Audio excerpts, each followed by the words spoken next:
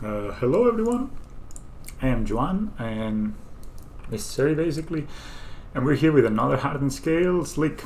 We're playing against somebody who has not registered companion. We're playing the green white Hardened scale list that I've been playing other games.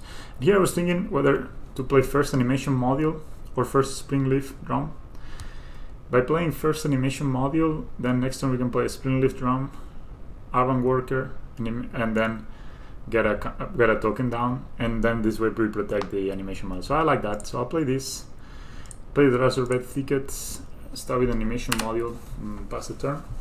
This hand is good against grindy decks. It's not that great against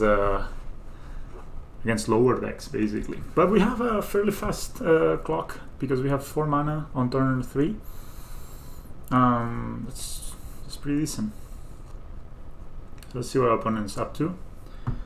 What is he playing, or she? What is the opponent playing? I'm not gonna call them male or female because we don't know them. It's a Vet Shadow and a Shadow, or Vet Shadow, and a Vet Shadow could be anything. We're playing against Etron, so he's gonna play an expedition map. Then we can try the Engineered Explosion on the sideboard against them. I'm excited to try that out. We definitely want to play all our 1 mana spells this next turn, so that's what we're gonna do. I'm gonna start by playing Spring Leaf Drum. So we don't want him to Chalice of the Void us. We're gonna play Arbon Worker. Say okay. Tap the Worker with the Spring Leaf Drum and make a token. Nice. We use 3 mana on turn 2 and pass the turn afterwards. We basically have 1, 2, 3, 4, 5, maybe, yeah, we could aim for a turn 4 kill pretty easily here, thanks to Arbon Ravager and Aim of Nexus.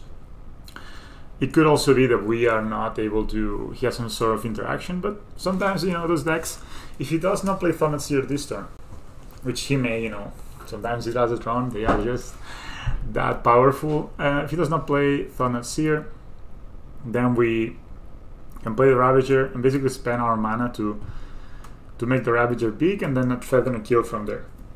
They also run Ghost Quarter, so it's a possibility he looks for Ghost Quarter with a Expedition map, but that's kind of in our favor anyway. So that's not a second last example. I'm glad for that, and it's not drawn. So Spain Dismembering. Well, that happens. That's okay. I would rather he does that on the worker than on the. I'm gonna yield on this. I used to not yield on this, but I feel that I've been losing some games just because I'm not able to. You know, I have no time left. So let's not do that. So actually could bring back Lurrus this turn, but maybe it's not necessary. It's gonna play. So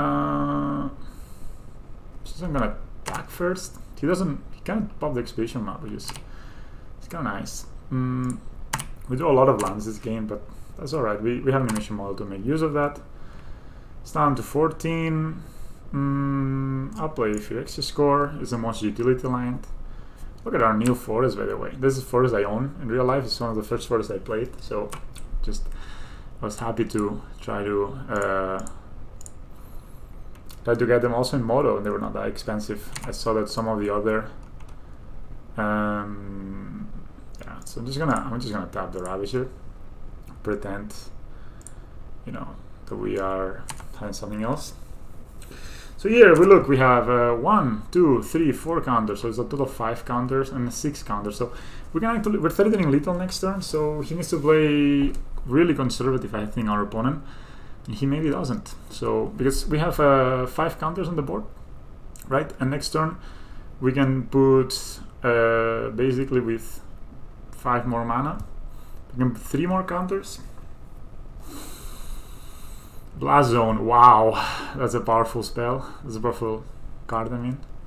So this is probably Eldrazi Displacer. She means he has a Dismember. If he had, he didn't use it. I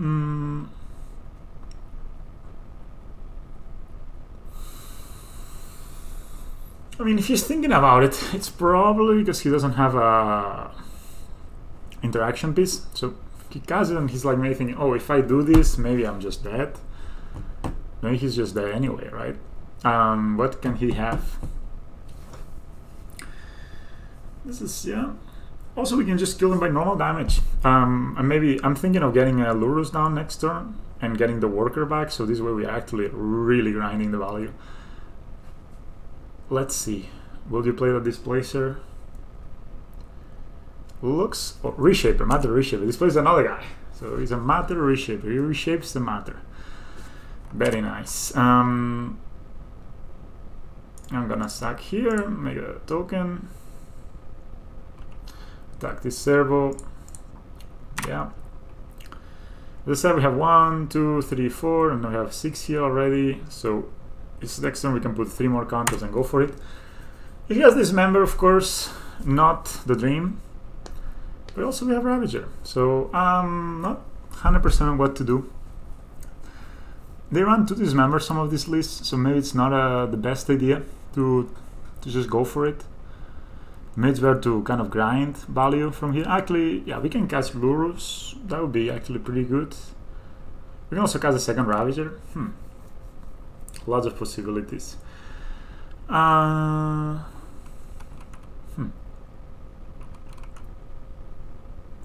think I'm just gonna start getting a bit aggressive. I don't want to pop my Ink next. I would rather he taps out. I'm pretty sure he doesn't have the interaction, but I don't really want to get blown up.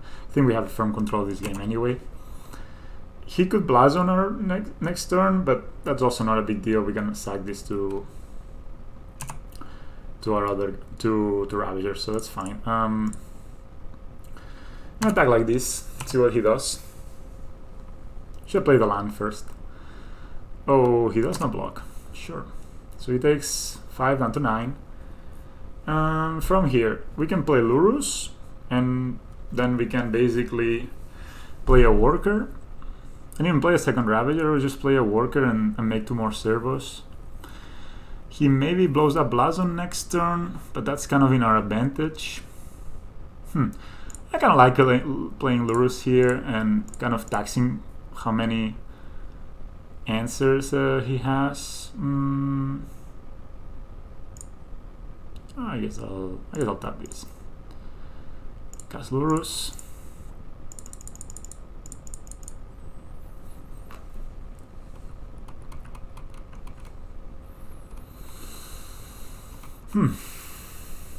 Okay, then we'll cast the worker by tapping here. He maybe doesn't know and actually we don't need to do this right now, so we're not going to. We can do it at any time with instant speed of Ravager, so there's no need to use our mana quite yet.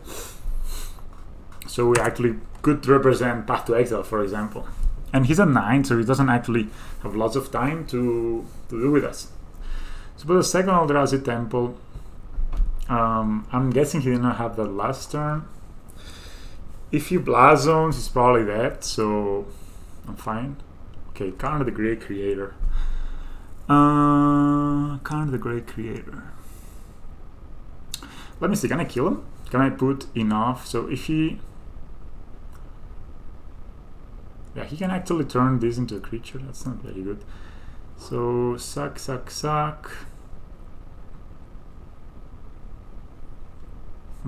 So, can until your next turn target non-creature. So this is a non-creature, right? So we turn here. We stack here 1, 2. We stack 1, 2, 3, 4, 5, 6, 7, 8. Not enough, right? Let's see. We tap here. So there's 1, 2, 3, 4, 5, 6, and then this one has 2 more in. No, that's not enough. But I would anyway like to sack the servo.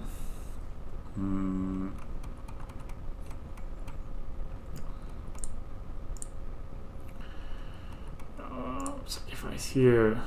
So yes, pay for it. I'm probably gonna sack the Arban worker actually. This way we can get something back in the field. So I'm gonna put the counters here. Yes. Can't pay for it. No. And yeah, there's a 5/5 already. I kind of like it to like this, to be honest. So yeah, I kind of like it like this. I think this is okay. So we play Counter Recreator. We can even just go for it, you know. Like next turn, if we attack, it's 7, 8. He has to block the Ravager, and then he dies. So because it will be 5, 7, 8. We're one short. We're one short. Yeah, let's see what he does. Maybe he makes actually this creature, an expansion map creature with currents +1. That could be fine, I guess. Yeah, of course, gonna get back the worker. We have Path to Exile. Path to Exile is just basically a game. I mean, we got some good options. Even though he has Blazon, if we're able to get rid of this guy, and he is this 2/5. Yeah, he cannot really, unless he makes this. Unless he makes this a creature, he cannot block everything. Yeah, he did. Let me see plans on chump blocking. But we can also make the emote next to the creature, right? So he blocks, let's say, here and here, and takes. Yeah, it's not so good for us, in fact. Oh, we can actually sack the worker. Oh yeah, that's really sweet. We can sack the worker with Phyrexia score and put the counters to the unblocked. Yeah, to the unblocked servo. Yeah, that's nice. Ancient Serenity, what can we be looking for? Actually, we find an Ozolith. He's dead, right? Because we can put these counters. Yeah, so let's try to find an Ozolith. And here it is. So easy game. Any order. So play a forest. Play the Ozolith. Oh, I'm 1 mana short, in fact. Oh, that's really terrible, because if I activate this... Karn making it... Oh, I forgot, of course, I couldn't activate this. That's a bit of a pity. But still, it's good. We can just really aggro on this guy. And... yeah, we can even put the counters on the Lurrus. Yeah, sort of like that. And then we make more servos. Yeah, okay, I like this. I like the idea.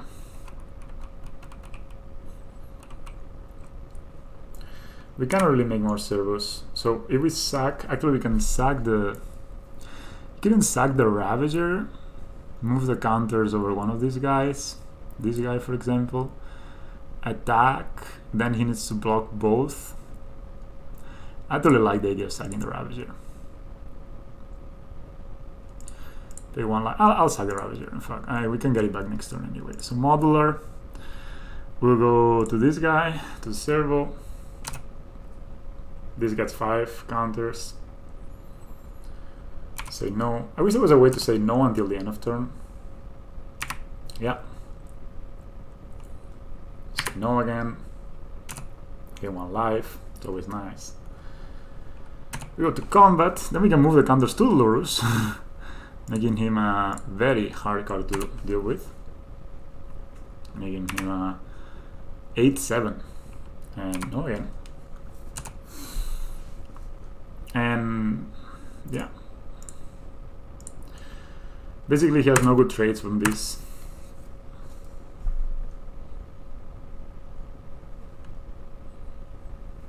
And again, a ton of life. So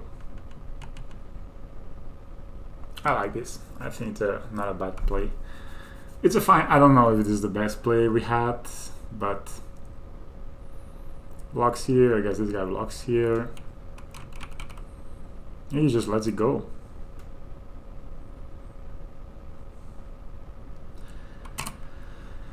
Yeah, it doesn't really matter. I think both die. So he gets in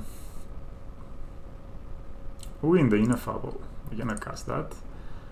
Or maybe he does. No, he can't. Sure. So if he blast zones, we pretty much win the game. We're at 27 life. We have a Lurrus in play, and I don't think they have a good way to deal with Lurrus.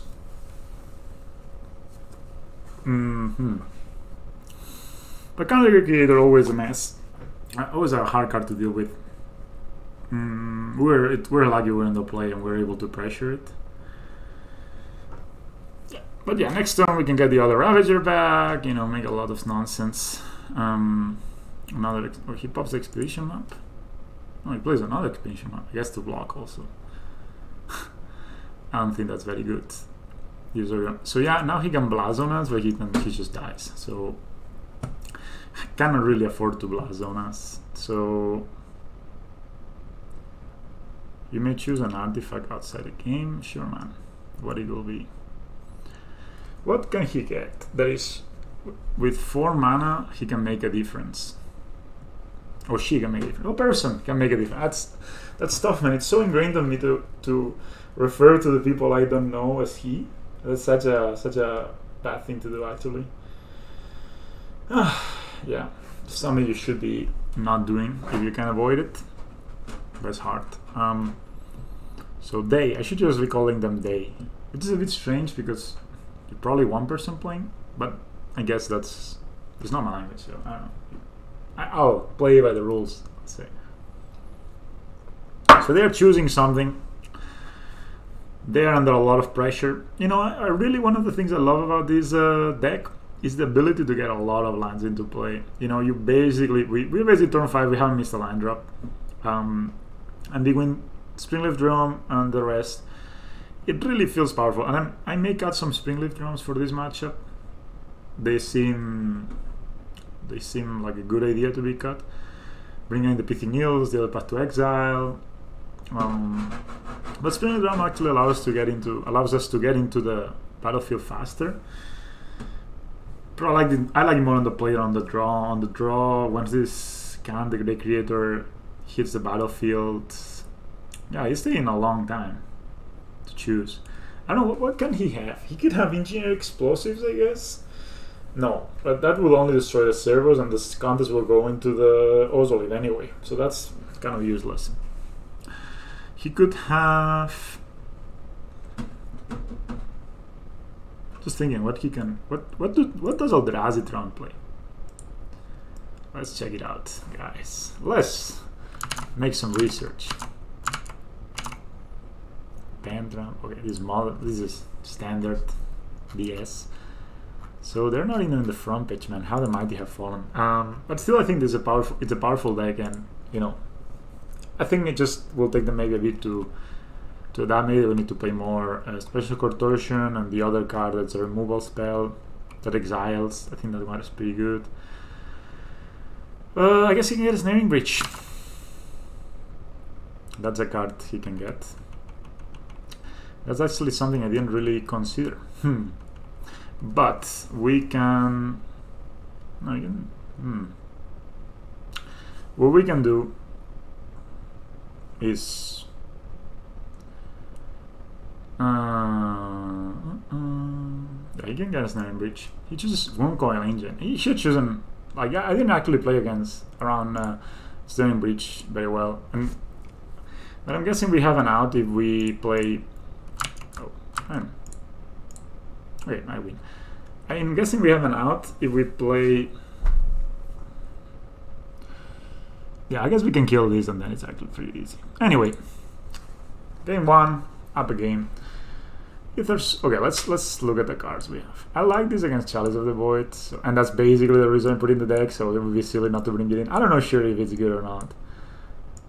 But we're bringing it anyway. Damping Sphere, I don't think it's necessary. Of course, it stops their more nutty draws. But I think this matchup is all about getting into the battlefield, because the biggest removal spell is all it does, and it doesn't work against Hardened Scales, and I'm guessing they're going to set it out. So there's no point in bringing Damping Sphere. I think wasting a turn just for... I wonder why sometimes it allows you to put the cards here and sometimes it doesn't. I think the Path to Exile, probably a decent choice. Same with Nature's Claim, you know. Probably like Nature's Claims better on the play than on the draw. But, you know, because Nature's Claims are pretty bad if they're just playing Thought Seer into Reality Smasher. But they're pretty good otherwise.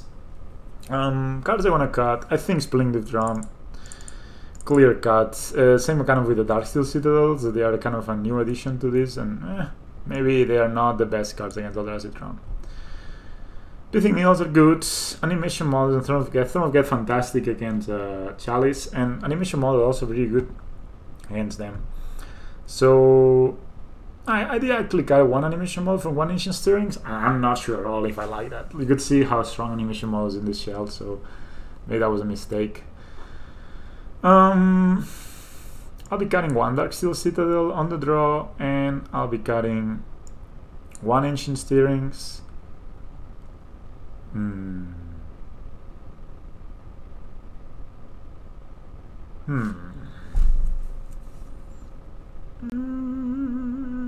What can we cut? What don't we like? What is not good against Eldrazi all these cuts? The Animation Model is actually decent. May not on the draw. Okay, I'll take it on the draw. I'm sorry. Bring it back into play. Animation Module has the issue that Reality Smasher tramples over it. And sometimes you don't have time, especially on the draw. This hand doesn't have a payoff, but it has an Ancient Stirrings, and it has a Nature's Claim to deal with some other nonsense, and an Ozolith. So this hand has everything you need except a payoff. And you cannot, I mean, if you're looking for a hand that has interaction, payoffs, and mana, and enablers, you're probably gonna mulligan a lot. And I don't want to mulligan against this deck. He's mulliganing already, so I like playing 100 skills first. The biggest concern is both Blast Zone, so I'll be a big worry of playing both 100 skills on the Ozolith. We maybe play, let's see what we draw. But if we draw Threat, I'm gonna play 100 skills for sure. Especially, oh, it's a Blast Zone. Yeah. So gotta be careful with that. Okay, we draw a land. We can also with Pithing Needle this, of course. Blast Zone, very strong.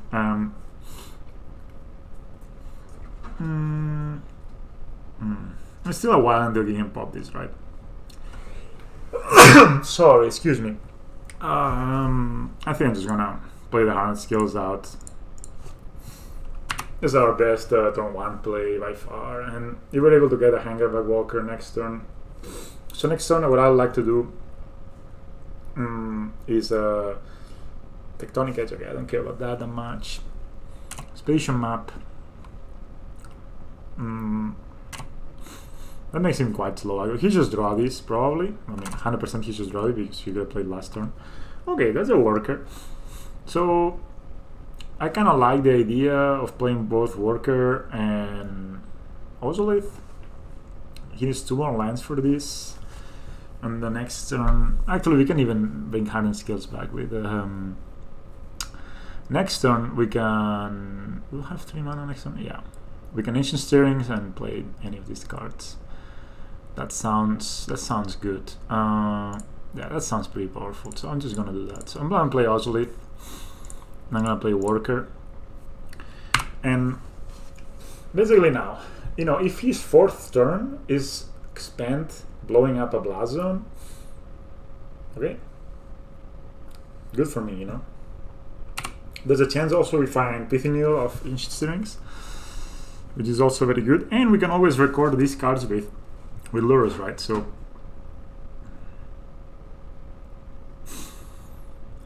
that's also pretty decent. Oh, okay, Path to Exile.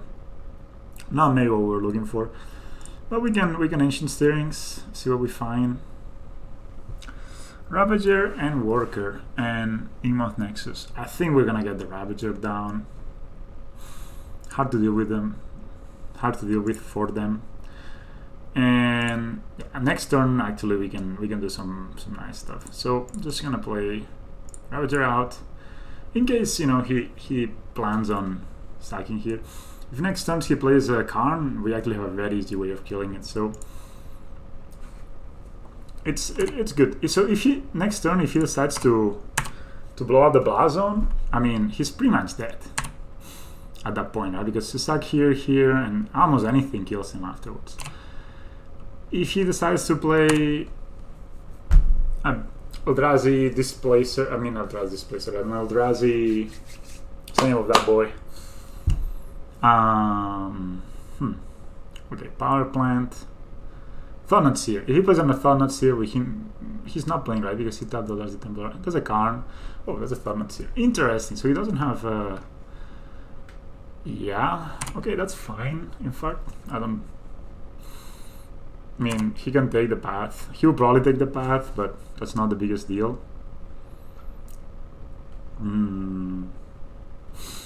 Most likely gonna play the Lurrus next turn.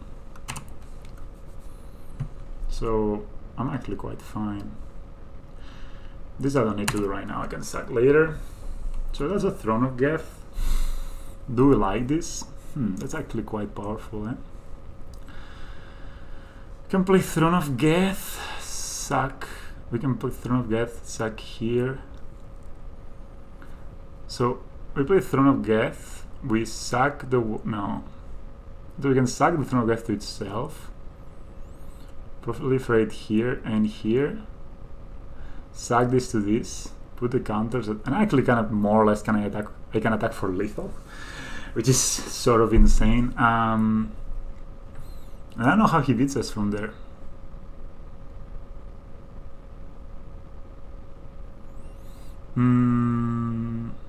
So this will be 4, 4, and I'll sack this to this, it will be 6, and then 4 counters here to the 10. 4 counters will move here, 4 counters will come back, that will be 15. It's a 15, 15. I attack you, you need to jump. That's fine. I could also just play Lurrus and attack. How do we like that? Playing Lurrus. Yeah, too bad this is not an untap land. You have to play Lurrus and give a counter to it. It'd be kind of sweet. Yeah, I think I'll play Lurrus. I think this idea of going all out on this is not a good idea. But yeah, I will sack my Worker, that's for sure. I'll put the counters over here. Say yes. I mean, we make a massive dude. I think he needs to block us. For sure. If he doesn't block, I think he's kind of dead anyway. So it's a 7-7. We can move this to 10-10. If I play this, do I can I threaten lethal? No. I play this. Okay, if I play sack it to itself, this is a 9-9. This is a 4-4 move here, 9 and 4. It's 14. Nah, I think I just like moving the counters and attacking, honestly. And even if he tries to play so I mean it's a 10-10 we gotta deal with. I'm guessing he chomps. It's kind of hard pressed to chomp. Oh, no chomping. He loses to Ballista in this situation. He decides not to play it though. Yeah, I'm gonna cast the Lurrus.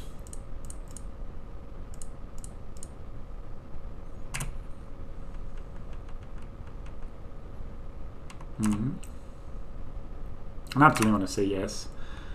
I like Lurrus being a 5-4 that can actually move counters on game life.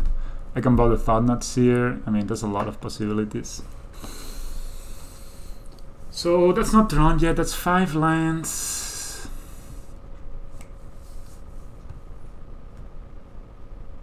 Let's see. Yeah, next turn we can cast both the Worker and the Throne of Geth. Probably sack the Worker to the... yeah.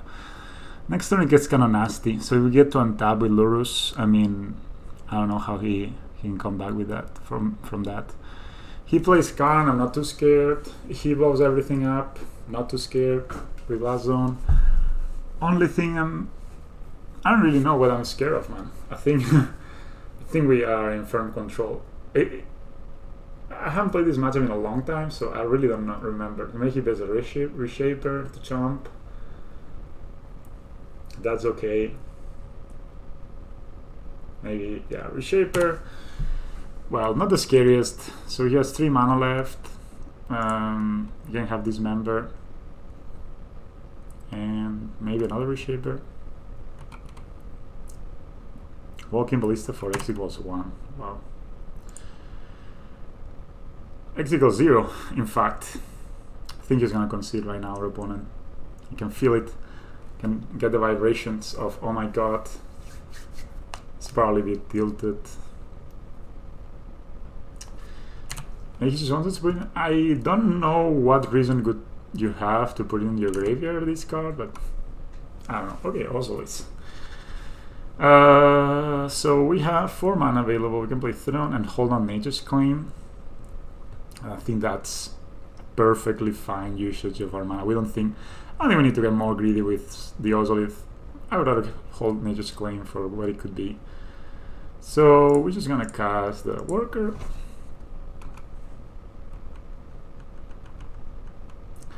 Then we're gonna cast the Throne of Geth. The Throne of Geth can sack the Worker. Yeah, I think that's kind of the best, right? Is there a way? Of course I could sack it to itself and proliferate here. But I could sack the... yeah, I could sack the... that I cannot sack the Ozolith because then the... yeah, I can sack the Ozolith. Okay, let's do that. Let's do that. So you get counters. Play the Ozolith. Doesn't really matter. I can always just play on my own turn, right? Then I can sack the Worker, put the counters in on here.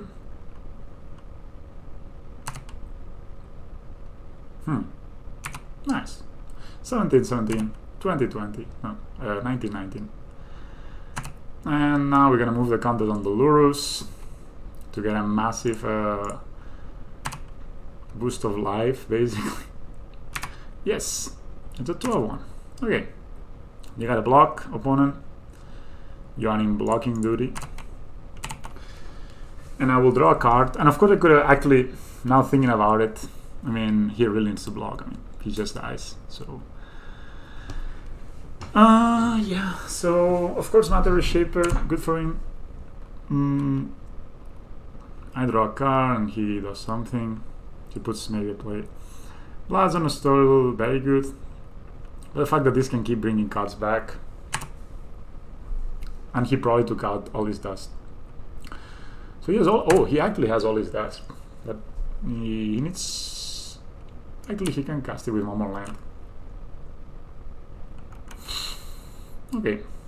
That's a land. Not a super interesting land, but, you know, whatever. We have to play it. Maybe I'm just being a bit too greedy with this game. I don't know. It feels very, very stupid what we're doing, having a 12-11. I mean, if he always does, he's dead, right? And if he Blazons, he's dead. If he... I don't know what can... so he has all his dots. Okay, so he has... a very damn he looked for before. He has all his dots and 3 unknown. If he comes, he's dead. He needs to put 2 blockers to not die. And then he's just wait. I mean, I just need to roll Ballista and the game is over, right? So, yeah, that's what I was expecting. And yeah, here it was the Ballista, 2 turns from now. That's again getting the Worker back, sacking it, moving. We get the 1,000,000 life, and I mean, it's hard for him to beat us from there. Super. That was game 1. He. I wonder what he was looking for, right? That's the thing. We were able to kind of get ourselves going. I mean, yeah, what can you say? I think if our opponent has a fast draw where he has drawn turn 3 or Thornseer turn 2 or some of that, then he can really put us some pressure, especially when we're on the draw. But being on the play, I mean, especially game 1, it didn't feel close. In this second game, you know, also even having the skills together, you can see, especially I've been liking this player putting counters onto Lurrus, because his deck, most of his removal is Dismember. He only has 1 all his stats and he didn't take it out for some reason, even though it only hits 2 of our permanents. So having like an 11-10 in that case, that was with Lively. I mean, come on. That's some powerful stuff. I'm just gonna go get some water, play the second round.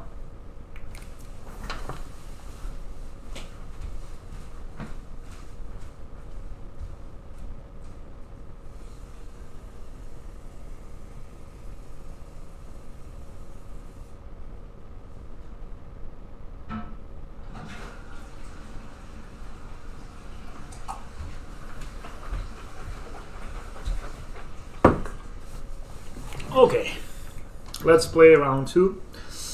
Yeah. Not much to say. I mean, I didn't get to use my engineered explosives. Of course, on the play, he can chalice us on turn 1, and that's of course. I had three 1-drops on. Sorry, he can chalice us on turn 2. I had three 1-drops on my game. So of course, that would have made the game much tougher if he had found the chalice. But I mean, okay, chalice. Okay, let's say I get to play one of my 1-drops, and then he plays chalice, and then he cannot play Spatial Map. So we're in a way like we're in a way there. Chalice is like a trait. It's not really only an advantage for him. I won the die roll. Wow, twice in a row. Powerful happenings. Oof, this hand. Oh, this hand is quite grindy. So it's low getting off the bat of like, but I guess it can start grinding some real value once we get these 3 cards on the field. We're on the play, no companion, so maybe we're against Etron again.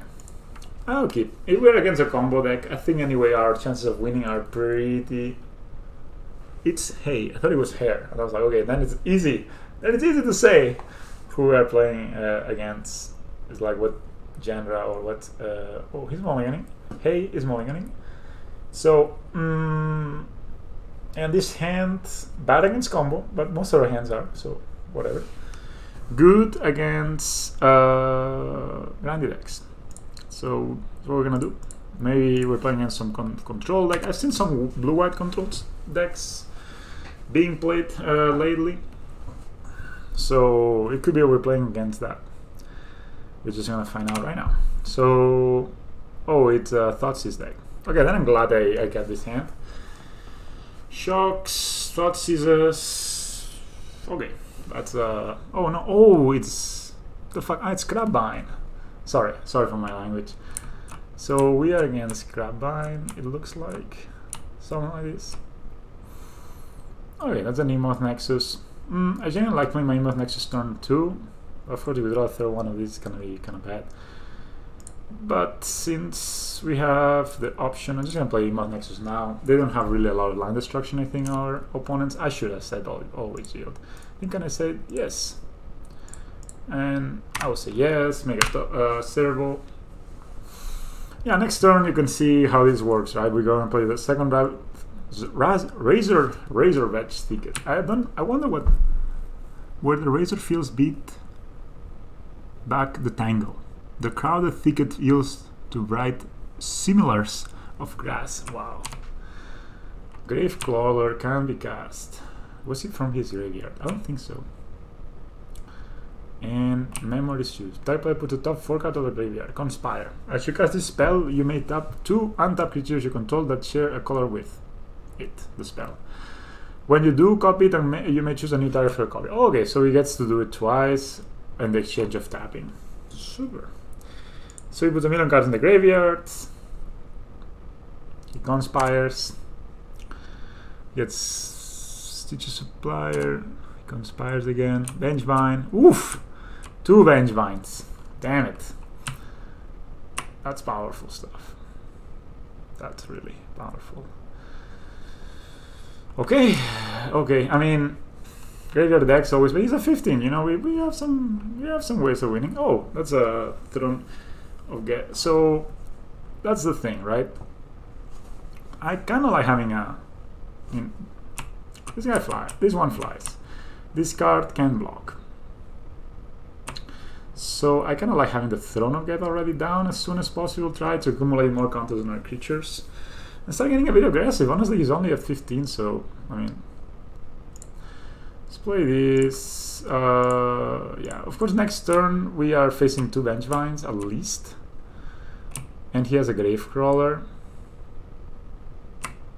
so we are in deep trouble. In fact, do I want to attack with this Servo? I actually don't think I will attack with this Servo, and I will hold it back. So I'll play Throne of Get anyway.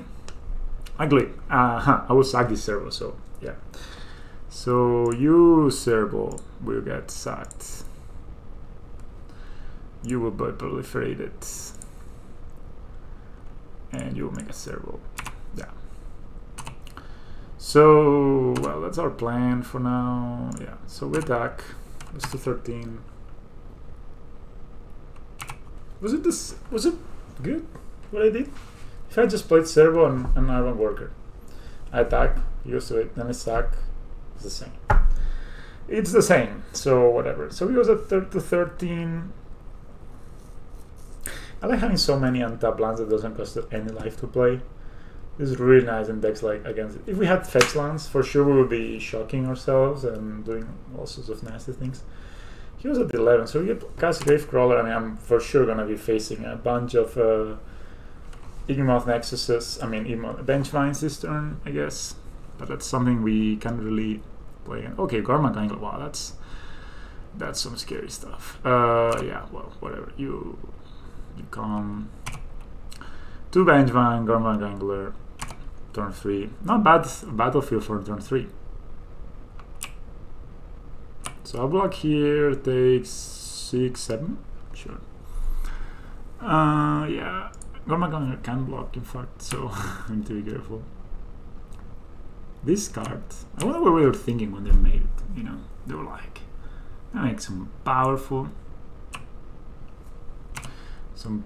graveyard card. I mean, it's really nice. I think it's like a build around card, but at the same time, like, wow. Sometimes you wonder if they didn't go a bit too far with it. Like another Gravecrawler. Wow, we're staring down a lot of power next turn. Another Brushland. Yeah.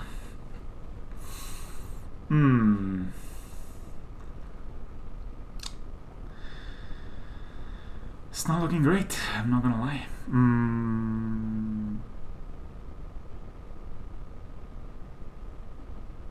I'll play the Brushland. By the way, these planes. A Ravager could do it next turn. So if we draw a Ravager, I think we win. If he attacks with an Archomio.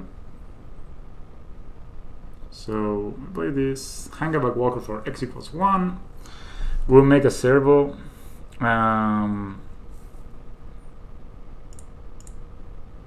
Yeah. And then most likely what we're gonna do is we're gonna block people. I'm not sure if I even will block with this. And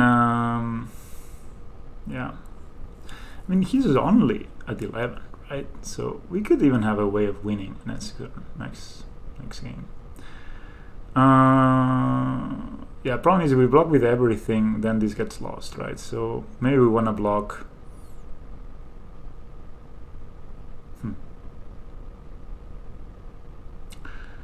Okay, let's see what our opponent is up to. We could block, sack, make a Servo. Then we make 2 Chapters. This will be 3. Could sack it, move it. I think we're a bit far from winning, but let's see. Of course, the Ravager is the card we are looking for. We have 4 Ancient Searings, so we have a good amount of chances to find it. It's 1 card in hand, so we're not. I mean, he had an amazing start, we could also get Lurrus down next turn, but I don't know what that does necessarily. So he attacks with everything, I'm guessing. Keeps this back. Smart idea. You can cast Grave Flora from the graveyard. Right. So you block these 3, which are the most dangerous, then I take 4, 6.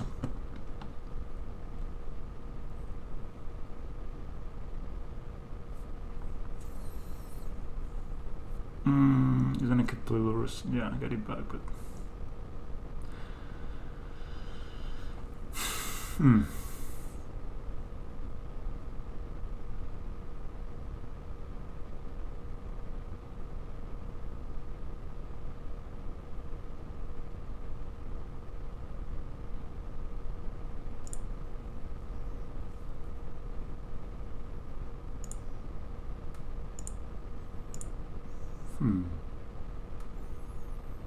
So this will be 4, 6, 10. I'll go down to 3. That's a very dangerous place to be, but this is what we gotta do. We gotta do that. So we're gonna sack here. Proliferate these 2 guys. Done. And we're gonna make a 0. No.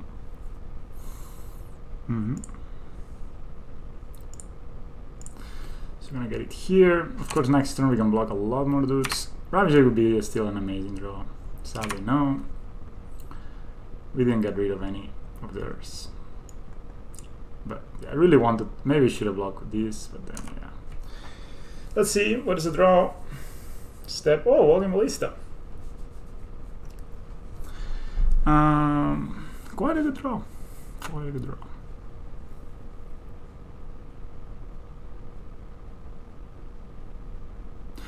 So if I play Walking Ballista for X equals 1, shoot here. Bring it back with Lurrus and I attack.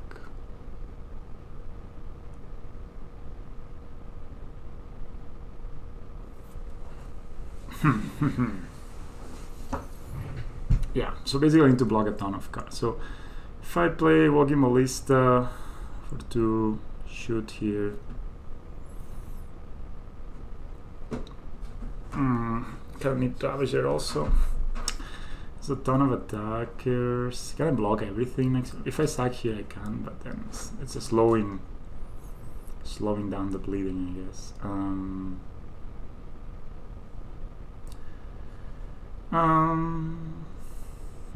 Okay, so that's what we'll do. So we're gonna play the planes, I guess, just for variety. 5 mana.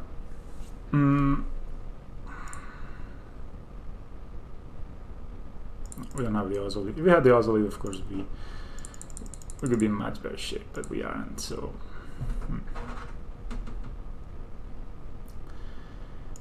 Yes, I'll make a servo. So I can tap this when they attack, make a top, make 6 Topters, then make this bigger. Yeah, that's probably the best. And then hope to draw a Ravager. That's, I think, this is our only out. I don't see any way of killing it right now.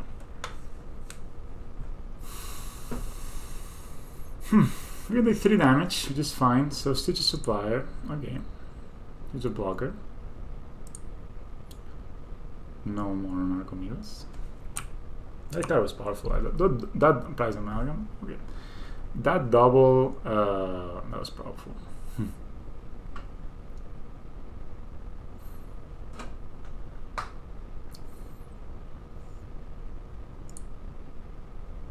Yes, he just goes. He's being careful, he's being careful. He's thinking, how can I lose this game? Only these attacks.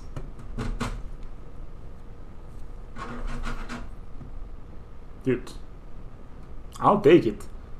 You're only attacking with these? For real? I can't. Why would you? I mean, why? It's a price amalgam back? That's pretty stupid.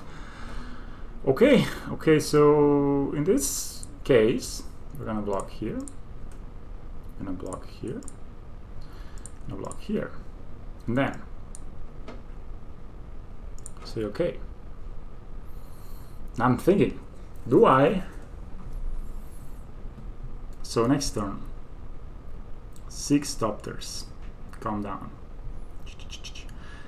They attack. 6 goes to 5. Put a counter here now. Put another counter. 3. This is not enough, right? So let's start with these anyway. And yeah, let's make a servo. And should we sack? Actually, we'll sack one of these servos, right?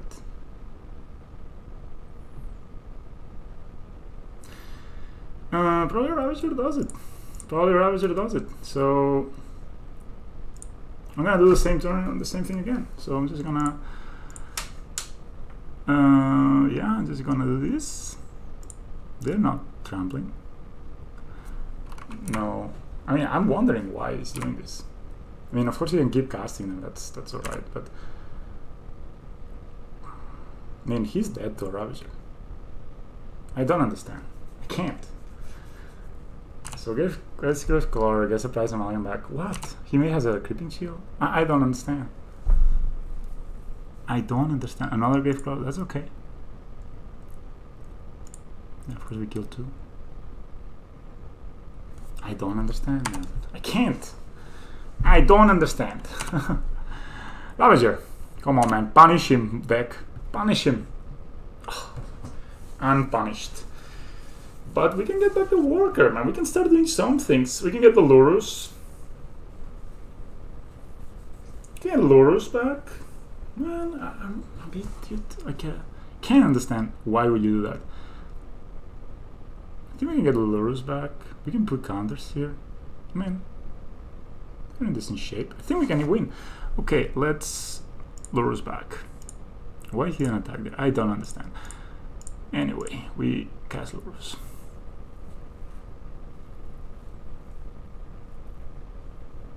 Can't understand. I really don't know how. I mean, maybe he just wants to make the game longer and win me by time.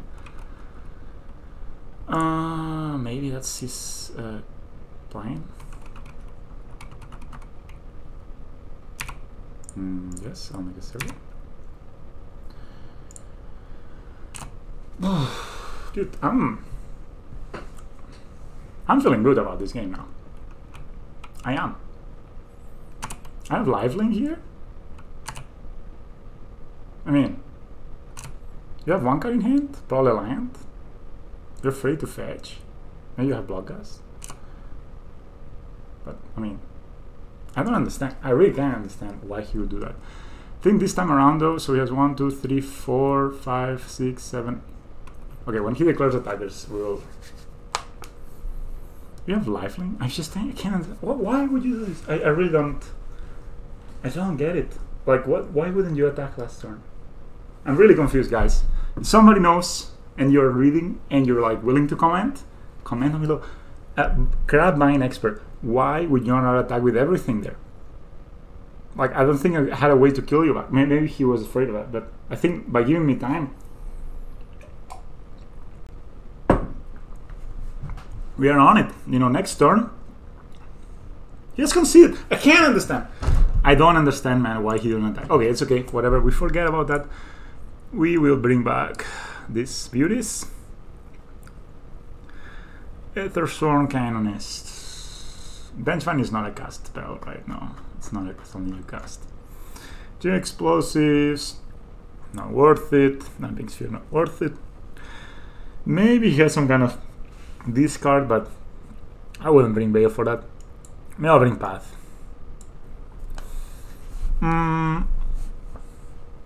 The animation module was excellent this game. I'm not sure if we have time for animation module. Man, the sun is killing me. I will put this down in a second. I guess the game becomes a bit grindier. Maybe I don't want the spring. Maybe the Path to Exile are just pretty bad. They kill Vengevines. I mean, the exile, right? So the Path to Exile is probably decent. Probably we don't want to waste a lot of time ancient stealing away things. Probably we don't want to draw 2 Throne of Gets. Just cutting like us with slower cards. This is good.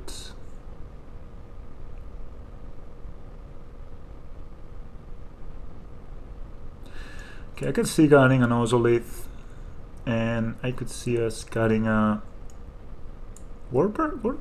Probably a Springleaf Drum before a Worker, right? Don't wanna go too low. Go to the bathroom 1 second. I don't know, this water is highly diuretic. There you go. Science for you.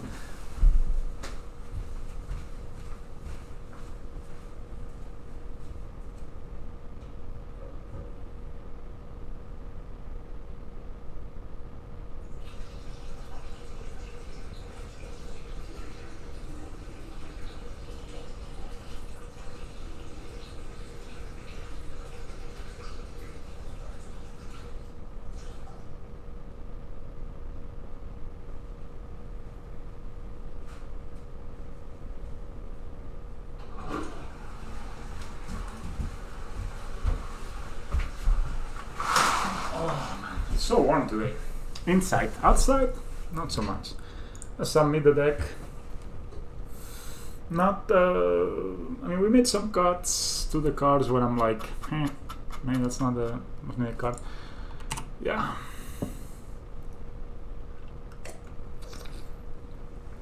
I will take this hand. I will not mulligan this. Looks quite powerful. Depending if our opponent has a very fast. You know, you need to say it in Spanish. Very fast. He mulligans. Aha. No. Things doesn't matter. He mulligans really. This hand gives us time, basically, and time, as you could see there, is kind of the name of the game. So I like that he's fetching. That means, I mean, he could have the Crabvine, the crab thing, or the Stitch Supply. Okay, he did bring Nature's Claim. Good to know. Good to know. Oh wow. So that's a Ravager. Just gonna harden skills here. He Nature's Claims it. We have another one. If he doesn't, then we have a 2/2 Hangover Walker turn 2. If he's attacking it with a 1/1, we're happy. We're not that happy to face a 1/1. I mean, are you unhappy to face a 1/1 on turn 2? Me neither. Carrion Feeder, that's a good card. That's a stronger card. So, oh, it's a Path to Exile. If this was a colored spell, I would 100% play 7 skills and path this.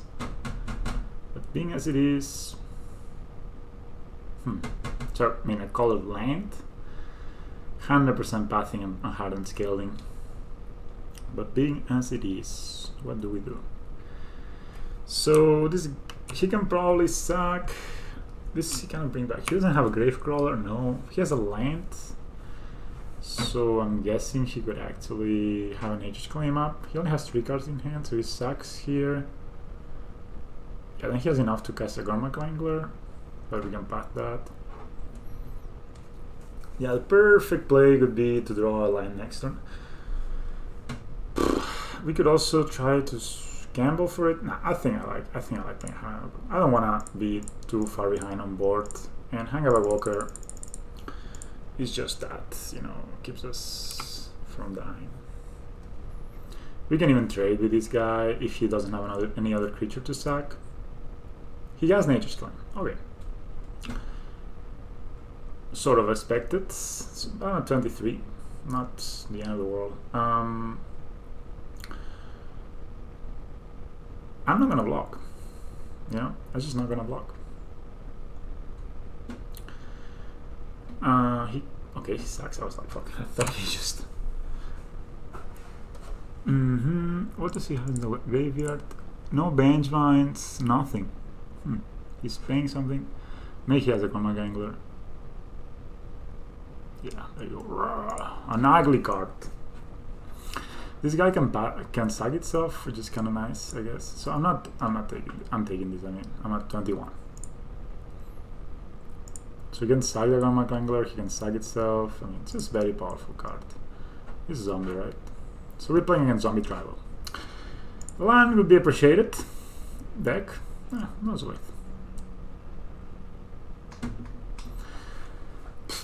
I could Ancient Stirrings for land, which I think I will do. Play Sad Land. Play Ozolith. Play Hand Skills. I think that's good. Let's see if we find that line. Sometimes we don't. That's a bit the thing with Ancient Stirrings, right? Oh, that's an colorless land, in fact. But yeah, we're gonna find, I guess the other cards are kind of useless without mana.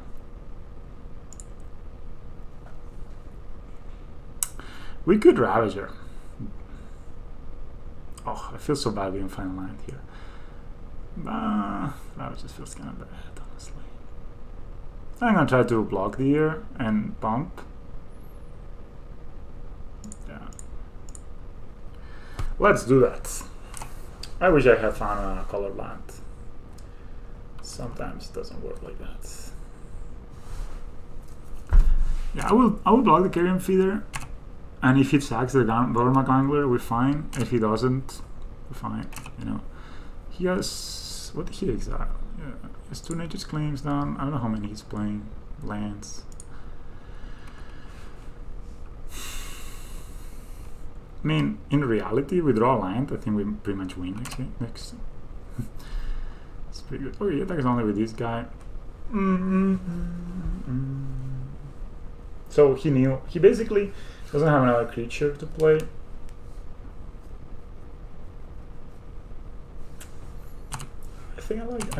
I think I don't mind taking 5.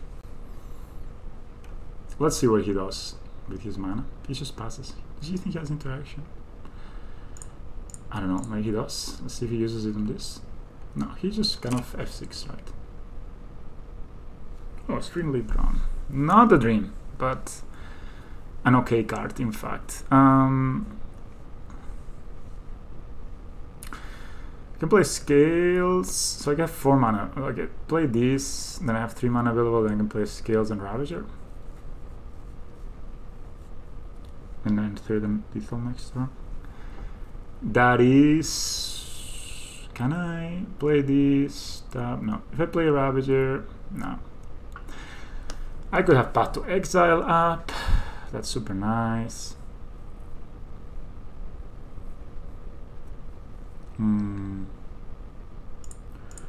Okay, I'll play Scales. I think we got that Scales down. I think we're in good shape. I kind of like blocking this though.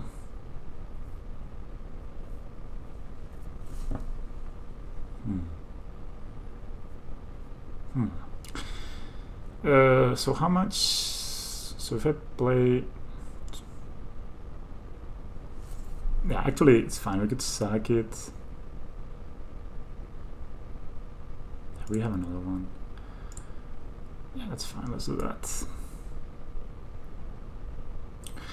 In fact, we could just leave it like this. Pump. Go for the next turn. Now have Ravager on the battlefield.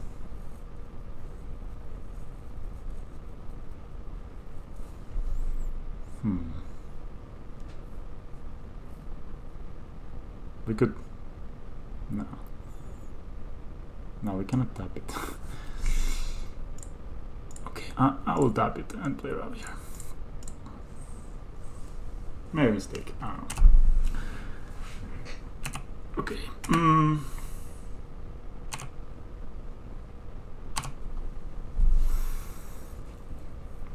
He didn't play anything. So I'm guessing he had some kind of interaction he could have played. Okay, Crabvine. Hedron Crab. Plays the land. This can be scary if he finds a Narcomoeba, but we have Path to Exile for that. He didn't find Narcomoeba. Has conceived from the game. Okay. I mean, I guess he sees it, right? Next turn, we put counters here. Just have a lethal emote.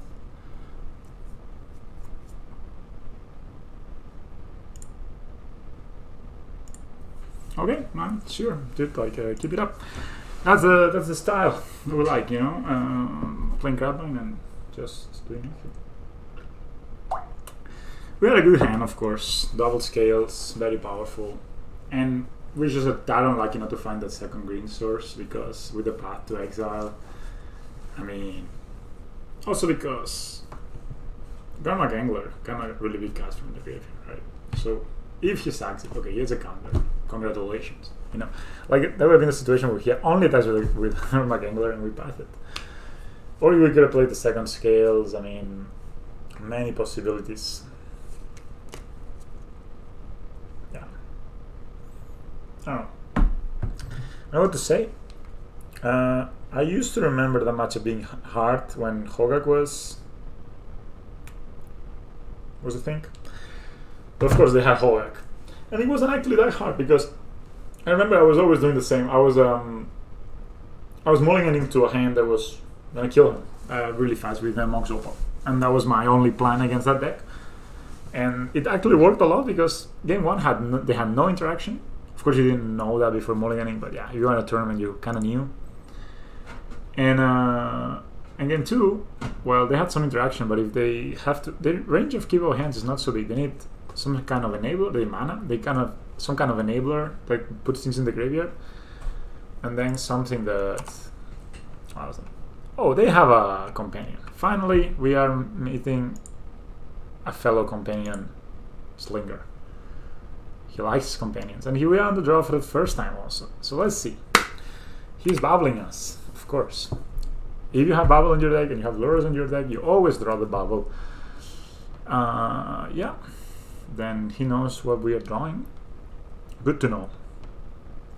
Are we in the mirror match? Are we playing? Oh, he's inquisitioning. Oh, our precious card. Hardened skills will be taken away from us. You know the skills. Naga shed their skills. And we shed them too. So he draws a card and we can know down. Okay, he knows we had a worker. So, since he knows about this worker, I'm just gonna play the Emote Nexus. He may remove it from play, maybe he has it's one of these like. And here's a 5 approach on a worker. Are we that sad really? Nah, we're just fine. We're like, okay. We're probably against some jump deck. If he has Iron 6, then we're sad. Then we start crying. Now, we see 2 mana to deal with 1 mana spell on his. He's on the play, right? He's just making the plays, and that's what he decided to play. You know, normally we wouldn't play this. No, actually will not play it, but I will play next turn because I would like to be able to cast our Lurrus and get a Hardened skill back. So I will play Throne of Geth and kind of choke his removal. I mean, I'm really happy to trade the Collective Brutality for our worker. Again, he's on the play, he's making the plays, right? And so far all he has done is respond our stuff. So Dark Confident, powerful stuff, but not unbeatable. We can, if we draw a worker, he's a very sad Dark Confident. Maybe, oh shit, we did it! So we're gonna, how do we like to play this? So,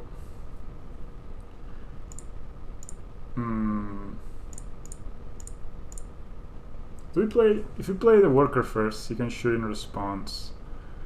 Not so good. Let's play the Ballista first. Unlike our Etron opponent from round 1, we're gonna pay for it. I know, man. Hard things to do. And then we're gonna... Here we can actually get pretty punished for this, but thing is... Okay.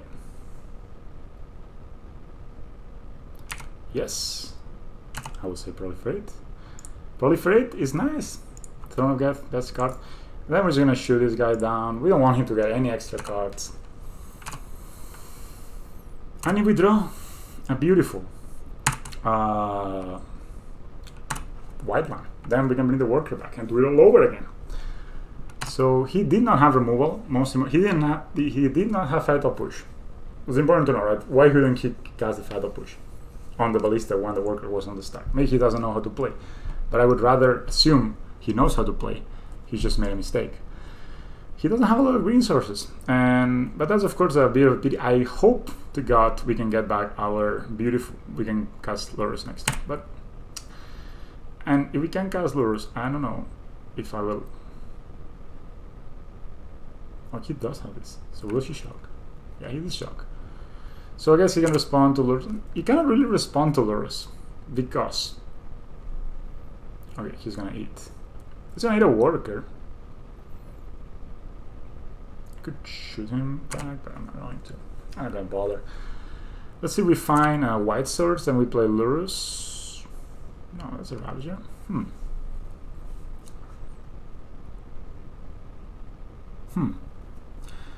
Is it 2-2? Can we kill him? So he did not have Fatal Push. He could have had the Scavenging Ooze in hand. So we play this and this. Okay. We sack this. We have a 3-3 2-2 and a 2-2. You can always put the counters here. I like that. I actually like that. So let's do that. You know, let's play Ravager. Let's play Ballista. Done. If he, so I can sack this to itself. I could put 2 counters here, 2 counters here, 1 counter. So 1 counter, 1 counter, 1 counter. What about if I sack it all to him? So if I do this, then I sack here. I shoot him for 1. I could shoot this for 1. So sack the. He actually could have Fatal Push, which I don't like so much. I don't really want him to untap and exile my whole graveyard. I don't want him to untap with this. If he blocks, we do the whole thing. Then we get blown up by Fatal Push. But I don't think he has it. I don't think he has it. Yeah, the only reason he shocked here was because he wanted to cast that, right? So if he doesn't block, I think he's dead. So this American's thing not blocking. No, he blocks. So I will sack the Throne of Death to itself. That was a fast.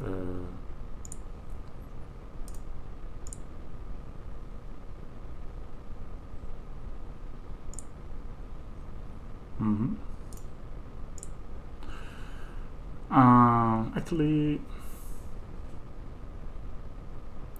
I can actually keep this alive. I don't need to. Yeah. Hopefully, no. I didn't need to do the. I didn't need to remove a counter from this. Yeah. So let's see. He didn't have removal. If we draw a white source, we can bring back the Ravager. Okay. He's dead on board? No, he's not. So he, oh yeah. So we brought, like, let's see. No, we drew a worker. It's fine. That was a bit risky line that we took, but since we did have somehow information that he did not have the Fatal Push, then it does make sense for us to go for it. Because if we wait, we give him time to exile our graveyard, then our Lurrus is worthless. He gets a 4/4, he gains some life, he has time to find a removal, right? So I like what we did here. He was playing red. Doesn't mean, where are the current Jund decks with Lurrus playing? They do play Seal of Fire, they do play Mishra's Bubble. This deck looked pretty much what we were playing against, right? Tarmogoyf, Croxa. It looks like graveyard is quite important for these people. Having cards in the graveyard, actually. So I'm just gonna bring the Torment Script. I mean, it's a good card. Animation Module, of course, is very good against them. I really hated those green flare decks. Those were hard to beat because of the trample, but you didn't have the trample. They only ran 1 Fatal Push. Sideboard, they're playing Colligan's Command. Well, Lost Legacy, I mean, if they bring that up, sure. Pillage. I mean, they do play Engineering Explosives on the sideboard. They can be returned by Lurrus. They only play 2, so... I'm bringing the Bales of Summer. I don't think I'm bringing the Pithing Needles. It's too few, you know. It's very easy to come and name Engineering Explosives and then they never see it and then you're down a card. In this matchup, it really, I think, favors being proactive. Cards that don't super like Splint Leaf Drum, seems a bit clunky, and it's low. I actually like the Path to Exile, I'm not gonna lie. They have a lot of cards I would like to exile, like Tamagotchi. Maybe we don't want to bring the 4th. How many lands? I mean, I kind of assume this is the deck, but maybe it's not. Play 3 basics. I'm gonna take out a Worker, and I'm gonna take out... I'm gonna take out Path to Exile. I think that's fine. 3 is fine. 3 is a number. 4 means that that he's only playing creatures, and we want like 1 or 2 Path to Exiles. We don't want a million, and we don't want him to get too ahead of mana. Maybe there is a argument to be made by putting Path to Exile now that we're on the draw. Oh wow. Well, we hope he does not Thoughtseize us, but if he does, we have backups. I could see me going, he's mulliganing. That's always good for us, not for him. You know, that's the name of the game, in a way. If you mulligan, bad for you. If I mulligan, bad for me. If you mulligan, good for me. If I mulligan, good for you. But it could be getting into the good old Thoughtseize turn 1 strategy. Here is, well, he goes to 15, you know. And again, he's just starting by discarding our cards. So he's putting him behind from the get-go. Like, okay, we have hardened skills there. That's fine. So look at what we do. We play replacement hardened skills, number 1. He could have Colligan's Command. I know, he can have a lot of hate. But we have Lurrus. And our Lurrus, I think, is pretty powerful because we have a ton of really good 1-drops. He just drew these, of course. So we know that was not part of his plan. He's looking at it, so he has a fetch land. Wait, he does have a fetch land here. Okay.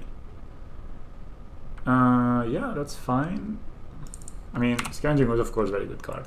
What can you do? Against, in this Lurrus meta. But we're gonna get the Hangerback Walker down.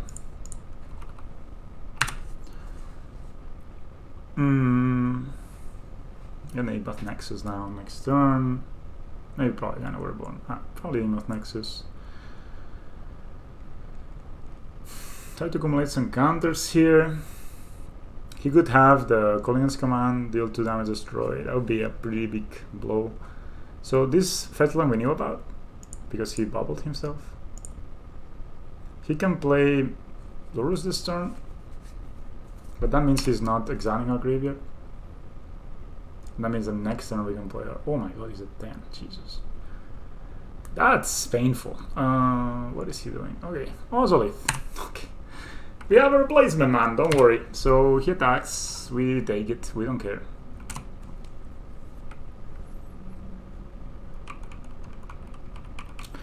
Tormod's Creep. Brilliant draw. So we have two options here, and I like both. We can play Tormod's Crypt. I think I like more the option of playing Llanowar Reborn tapped. Play Ozolith, play Tormod's Crypt. Hold on this guy. If he has anything else to do with the graveyard, we exile his graveyard. We bring the Tormod's Crypt back next turn. Or we bring the Hardened skills. I think this is the line. And this is what we're gonna do. So we're gonna play the Ozolita, and I know this guy's raging right now. Oh my god, spent 3 mana to deal with the 1 mana OP card, and here it is, back from the grave. Well, but that's what we play for. You know, that's why I love how this deck is built. It's like, it's resilient. It's the most resilient Hardened Scales deck I have played in a long time. Much more resilient than the original, where it had Mox Opal, and Mox Opal is like the crappiest draw. So here, if he casts Lurrus, we exile his graveyard. Simple. We lose a card, but yeah, so he attacks. He does not have a creature, so I'm gladly gonna block. What is he gonna do? So I'm gladly gonna block this guy. We have no creatures in any graveyards, so I'm gonna come here. Okay. If he wants to use a removal spell, sweet.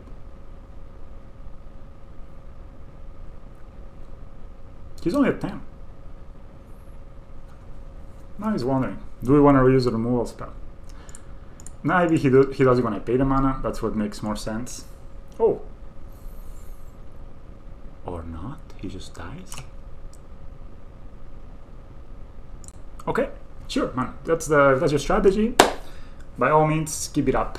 Keep up the powerful strategy of just, I will say, not always, and I will always say yes, and I will always yield, and I will say no to moving counters here.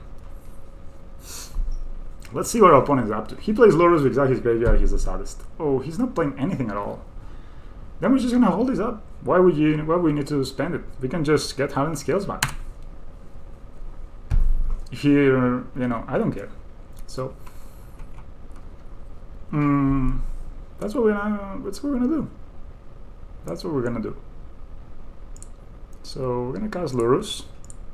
Pre-combat, so we get the counters on those guys. So yeah. Value for you. What do you think, opponent? This is a good card. You also have it in, you don't have it in your deck, you also have it on your sideboard.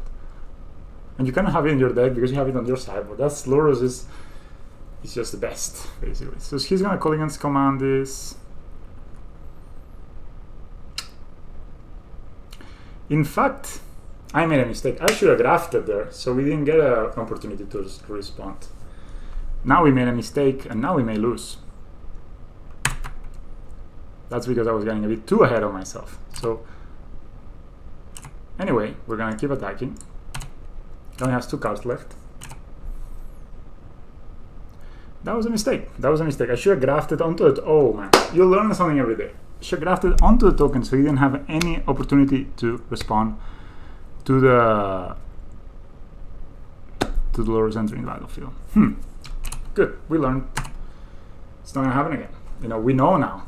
We are wiser. Yeah. So that's a very powerful spell. Okay, I'm guessing he has nothing at all in his hand. Oh, I guess he can play Lurrus. Shocks again. Wow, this guy is powerful. And now in response, we just exile his graveyard. That was a mistake. I mean, what can you do, man? Sometimes you make mistakes. Walking Ballista. Is this lethal? Yeah, it is. So nice. And when you don't get punished for your mistakes, you are the best player in the world. No, it's not. Ah, yeah, it is lethal. Yeah. So we do this, and he's like gonna be raised. Well, you know, kind of in a way, if you think about it, if we had drafted that token, then we would not have killed him this turn. I'll say yes. I'll save targets. Player of the year.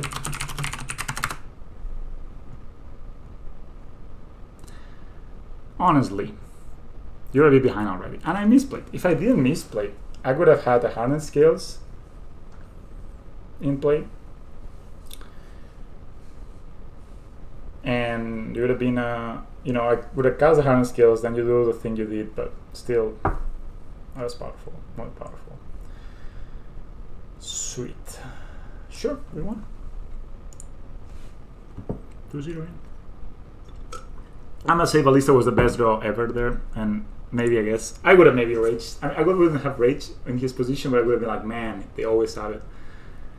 And it's true, we had it. What can you say to that? Sometimes you draw good, sometimes you draw bad. That's magic, right? But I feel we played good that game. I feel, except the graft thing, and I really like on the first game that we read, our opponent didn't have Rattle Push, so we could actually pressure him with the ballistas and really bring the hit to him. Basically, he had to block with his Scavenging Ooze. He didn't block; he was dead. That's super nice. I think that's a kind of thing that we need to get better at as a hardened skills players. You cannot play against around everything, especially in this grindy matchup world where we're living in. He has a Lurrus as a pet. We're hard pressed not to find a Lurrus here. Obosh. Okay, we're playing Ponza, and this is a 4-land hand, so that's very good. I'm gonna keep it because we don't want to go down on land versus our opponent. Then maybe it's. I'm fine with him bolting this worker again. It's like it doesn't gain much from it. Shocks. Which appears pro. Fine. Yeah, the big issue we have against this deck, and that's true. That's a bit of something I've been. Of course, if he plays Magos of the Moon, he's the saddest guy I ever played Ponza. Or Red Green Midrange. I play this deck myself. I own it. It's really cool. I like it a lot. I liked it more with Once Upon a Time. But this deck, oh, Ozolith. Ooh, Ozolith. How do we like this? Ozolith play.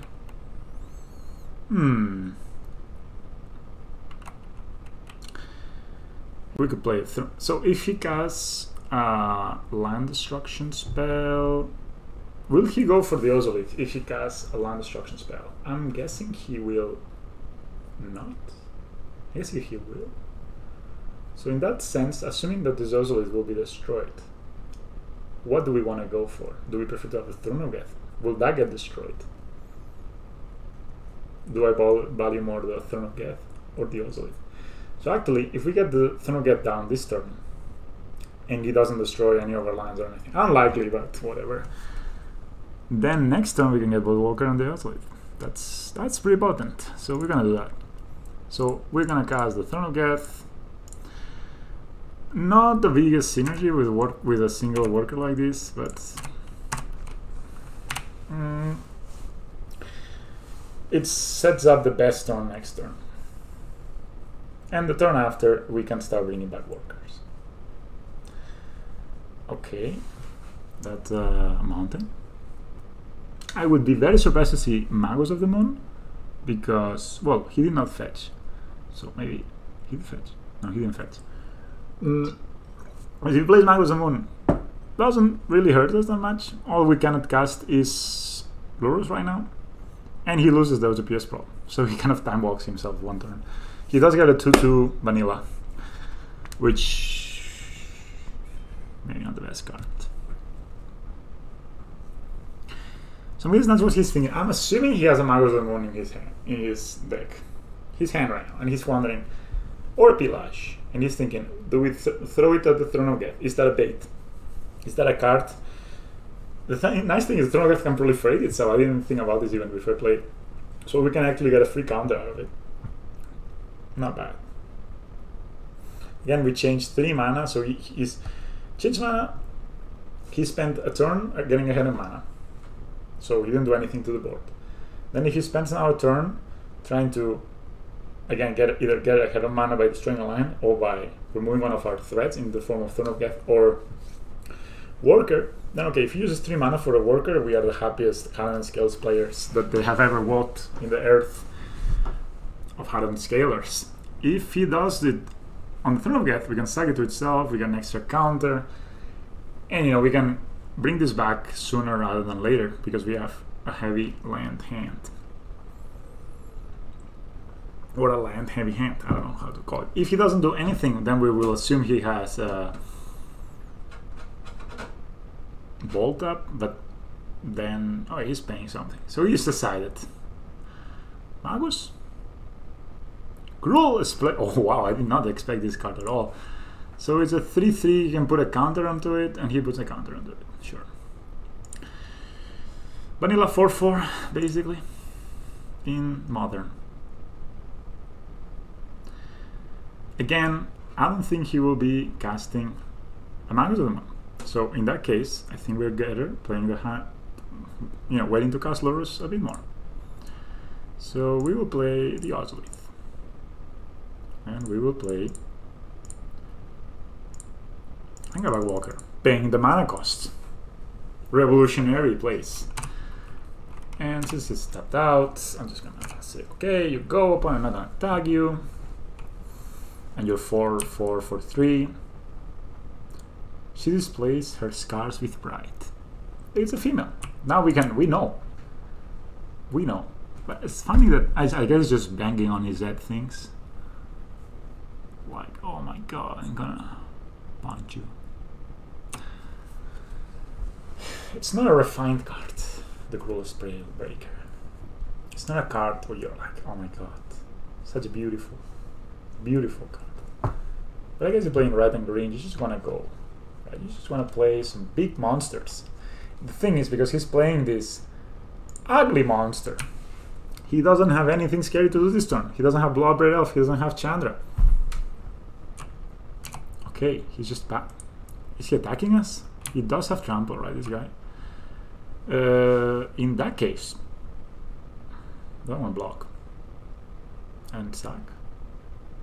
Is that even good?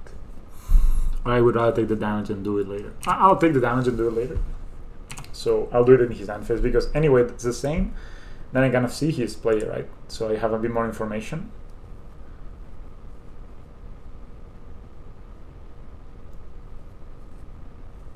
Next turn he can play the Obosh, and then this does 8 damage. Then this is scary. Then this is a turn clock monster. We can draw Path to Exile though. That would be a good draw. Is this a Magus? What is this? Magus of the Moon. We cannot cast the Lurrus now. So does that change anything? Does that change how we approach the game?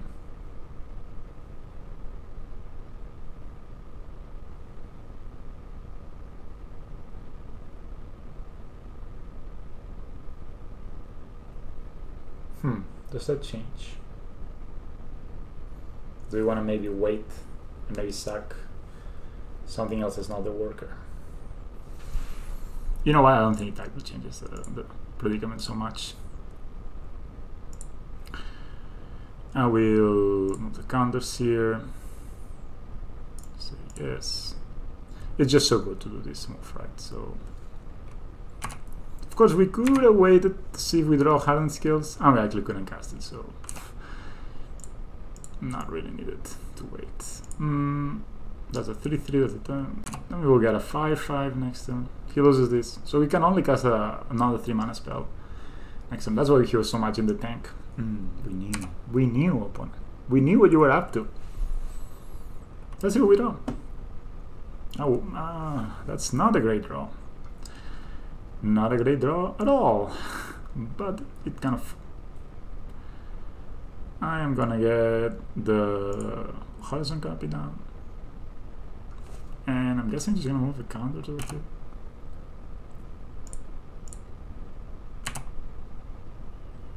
Five. Block and blocking duty. Yeah, there are a lot of mountains. I will hold this forest so it shows that I don't have any green sources. So you draw Hardened skills next turn, we can cast it. So, oh, Clothis is a big deal, because then they win the sort of racy game. Does he attack with them? I think we could just get aggressive, right? I think we just get aggressive with this. We can put, yeah man, let's make it. Let's make it happen.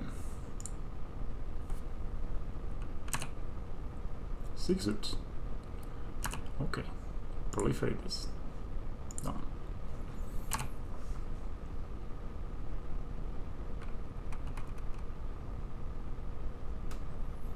Move here. Ah, hardened scales. So good. The hardened scales. So I think we will move, sack, yeah, and that's it. Yeah.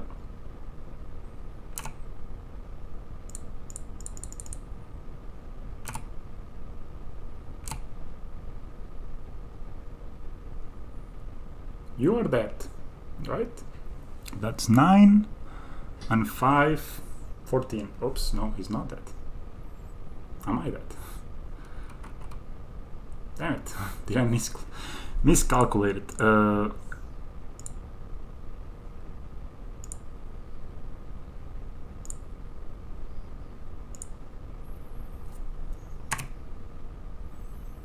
Not 1, he uses 1. Oops. I was a bit greedy. So if he plays a Obosh, he can do 8 and 12 damage to us. So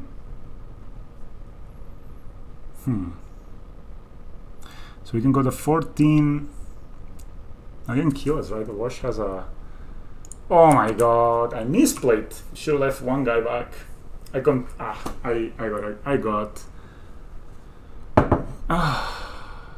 should attack only with one guy, basically. It was an 11-11. So he exiles that. Oof, man, that was terrible play. So if he has a land and plays a Obosh with that, because he has 8, 12, yeah, he has a million damage. He doesn't have a land, and there was no land to exile, so maybe he doesn't have a land. Then he can play a Obosh. Yeah, then he can play a Obosh, and we can hit by 12, and he has a bolt, we die. Ah no, he cannot play a Obosh. We cannot play the bolt because he has to cast a Obosh. Oof! Okay, we dodged a bullet there, teammates. Just count your kills before you go for them. We're learning. We're learning. This deck is showing us we need to learn. We need to be better players. On the draw, I like this card. This card does one thing very cool. If he does this bullshit thing of playing Utopia Agro into Utopia Sprawl, then next turn you can just blow it up. And if you play this, you will not probably come for it. My biggest concern this matchup is Mouse of the Moon. What can I say? So all these cards, they seem pretty risky to have, and the rest seem pretty useless. So I can only see me cutting some of these, and hardened scales I don't think we can really cut. Maybe ancient steerings. It can actually help us find our single planes. This is a weakness of this deck. And I guess the trade-off, I think I said this before, but when you decide not to play any fetch lands, then you have less basic lands. And actually, one thing we could be doing is just have one extra plains and an extra forest instead of that still settled. Probably would still be fine, and we would have a much better matchup against this. And this is becoming a popular deck, so... On the draw, I like Path to Exile, I think. I'll take out Ancient Steerings. Oh, this is Springwood Drum is the best. Is there anything I don't like? I'll do it like this. Ancient Steerings can be really terrible if we are choked on mana. But it can be actually great. I think Path to Exile is more important in this matchup. Actually, I'm gonna take out one path, just in case. Yeah, so you could see he was not liking his start there. He was willing to cast the. Okay, this hand sounds pretty good. Hand has ability to cast hardened skills. Ability to cast this. I'm actually. So he starts with a. That's a good question. If he starts with mana acceleration, do we play the Razorback Spigot and pass it on? Then whatever he plays, we exile. That's an option, because I don't think we're using the hand skills that much turn 1. He is not, though, starting with mana acceleration, so we're 100% playing the hand skills. Well, that's 200 skills, that's super nice. Sure.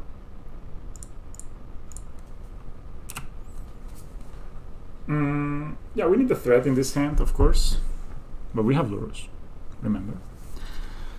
We can play this next turn, we can play a second hand skills and animation module. I think he was hoping for us to draw, to play a basic mountain. I'm guessing he has he must have Magos of the Moon. Maybe he has a Scavenging Ooze also. Wow. Interesting place, for sure. 2 basics. That's still Citadel. Okay, so what we're gonna do is we're gonna play the forest. We're gonna play our second hardened skills, and then we're gonna float this white and kill the more than likely Magos of the Moon. If we play hardened skills, we chill. The reason why I'm starting with hardened skills is because next turn, if we are able to find any threat, it will be a very big threat, and he will most likely have nothing on play. So turn again. He has not cast a spell yet. Turn 3. He's loose. He's not Lurrus. He's just loose. It's like Danish people would say Lurrus. Lurrus. Sorry, Danish people. Holes. Holes. I can't wait to play Magic live again with my Danish boys, and as starting every game saying, "Is it okay if we play in English?" And they're like, "Who are you? And are you not gonna cast any spells for 3 turns? It's like, what do you have? Your deck is only 1 drops, 3 drops, and 5 drops. Are you like keeping the mighty 4 Glory Bringer hand? Is that your play?" I think he maybe knows. Maybe he's smart. Maybe he knows, okay, this guy maybe plays Path to Exile. And he did this. He will float the white mana when I cast the Magos of the Moon and exile my dude, and then I'll be saddest. Maybe he's right. Maybe he's right. I will do that. But if he doesn't play anything, that's okay. Next turn, we play Dark Citadel. Okay, he's playing. We play Dark Citadel, we play Animation Model, and we still hold on the Path to Exile. So you better have a plan. Okay, shocks. Bilash on this. Okay, I can see that. Not a big deal. We can do exactly the same as we just said. Yeah.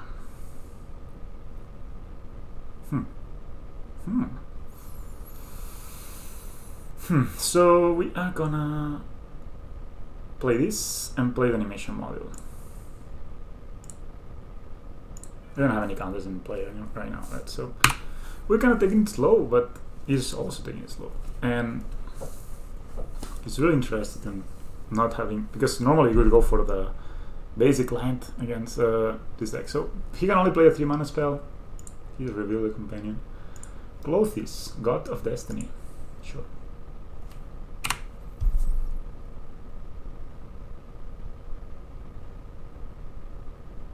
Arbon Ravager. Question is, do we want to raise Magos of the Moon next turn? Do we care? So this guy will do 2 damage to us, or ramp him. I think we're just gonna play the Ozolidan Ravager and be happy.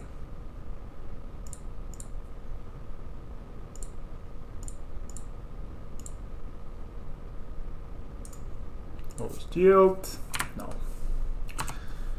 So he destroys it somehow, and he just used one of his destruction spells. So he plays a Obosh. We're also happy. Shocks again.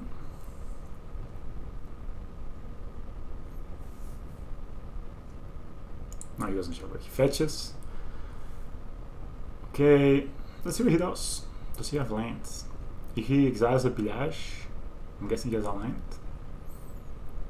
Pillage? Pillage? Pillage, I guess.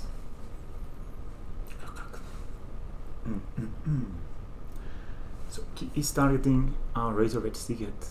So he does need a land. So I'm guessing he's gonna play Glorybringer, and that's a bit of a sad issue. We didn't play around that. He has one. Why would you do this? I mean, he has 2 spells. Roll Spellbreaker, and then Magus of the Moon. Yes, you play Magus of the Moon, right? He adds a counter. Season Pyro. Okay. Not the best, most scariest cards. We still have a path for Clothes if he becomes a creature. He discarded Bone Daddy and Stomping Ground. Bone Daddy, I mean, that's stealing from a streamer, but it's cool. I can just attack and he doesn't block his dead. Simple. But if I... Oh, Ballista. Is he dead? I think he is, right? Yeah, he's totally dead. Okay, he's dead. We'll play Ballista.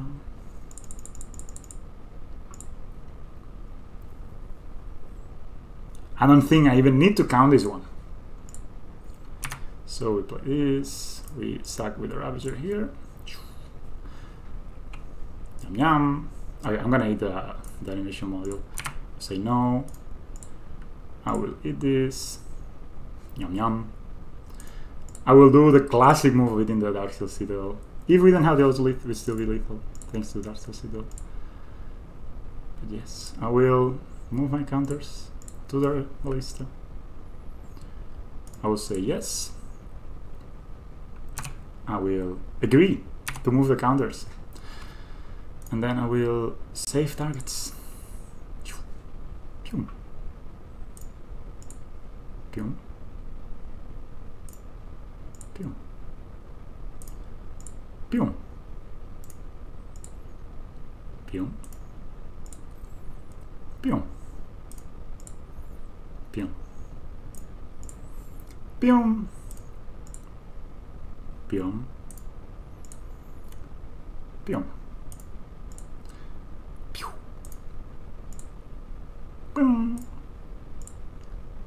Pew. Pew. Maybe I ran out of time. I only had 60 minutes left.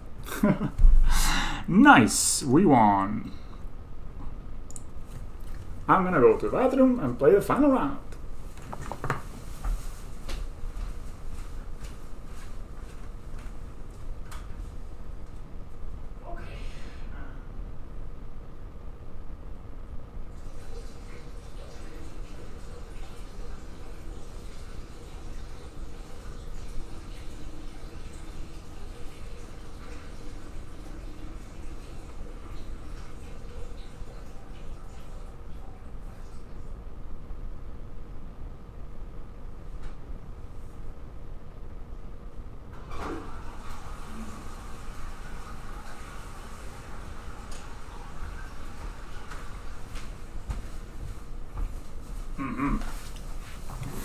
Okay, final round. Again, piloting white green current skills. Best deck in the format. Maybe not, but a fun deck for sure. Maybe the best deck in the format. You never know. It's good that to not be the exact best deck on the format because you don't want to see 4 Stony Silences in everyone's decks. Let's move this a bit like this. We're on the draw. We have a companion Zirda opponent, maybe. Lurrus. So we are on the draw, and we have Spring Leaf Drum hand. We're in a grindy matchup, so we're just gonna keep it. We have Ravager, we have Ballista, we have Hangerback. I mean, oh, we are against Burn. Very much hard matchup. So we're just gonna play the Ingmoth Nexus. This matchup, if he has a... Is it Burn or... It's probably Prowess, right? Because I don't think Burn plays Celestial Mage. This matchup, if they have a very strong start, which they seem to be having, not gonna lie, then we are in trouble. Because Soulscar Mage wrecks us. And our plan sort of moppy, especially on the draw. He has a... Okay, he has like... Oof, man. Oof. What a start by our opponent. Let's see what he exiles. Path to Exile and Lava. Oh my god. That's a start. That's a start for sure. I'm gonna play the Throne of Death. I'm gonna play the Throne of Death, choke this path, and make this Lava be less good.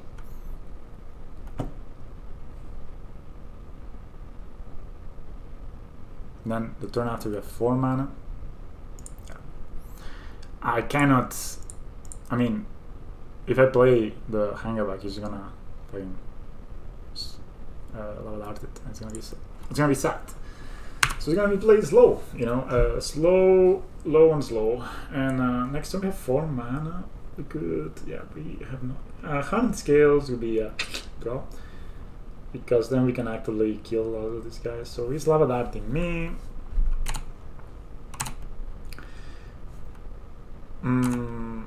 Yeah. This path will be choked, that's something.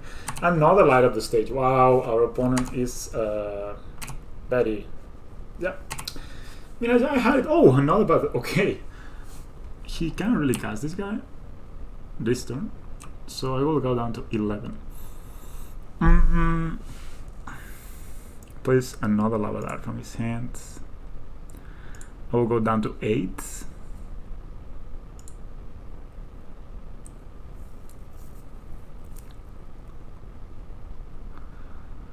Alright, he has 1 card left in hand. They will have 1 Temple Garden in a whole deck, and it's in our hand. Oops. If we don't have skills, could we win? No. Maybe we could stall. That we could do. I was not being long. I like this. What is the best play? What is the best play? Just back to exile.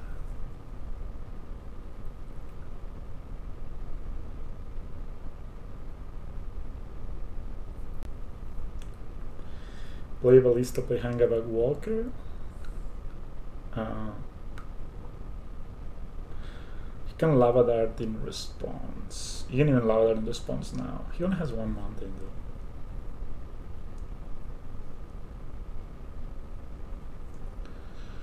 We could double Ballista.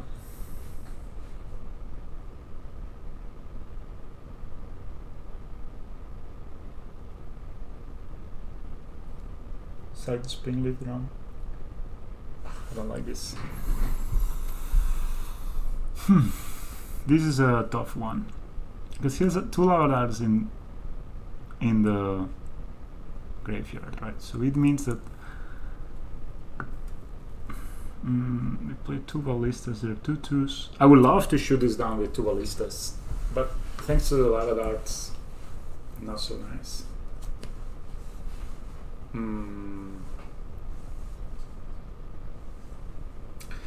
Guess we could make a fairly big Ballista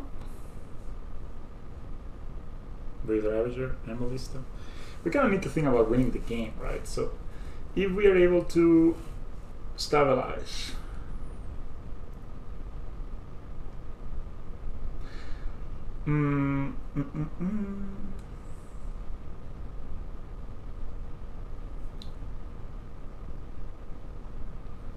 we're able to stabilize with this path to exile, man. This path to exile is like a tough one to beat. So we're able to stabilize. How does it work? So okay, let's play this over, right? So let's see if he casts this. He has a Lava Dart. That means that they get to 2. Yeah. So I need to block something. I think I like playing these 2, trying to make this Ravager out of... Yeah, but he has path to exile. Oh my god.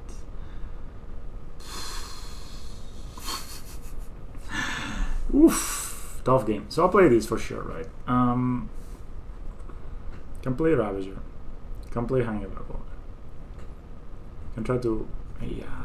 Yeah, I need to sack this, proliferate and sack, block, and try to dodge the path to Exxon. Maybe there's something. Okay, let's. So I want to have the Ravager. I want to have this guy, right? I want to have this, or I would like to sack move. Okay, he can lava that just once.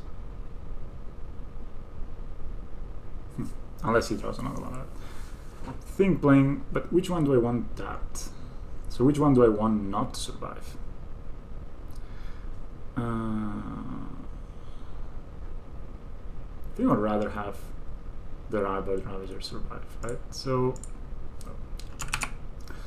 trying to get into habits here. Yeah, Ravager. Of course, he can respond to me casting it by...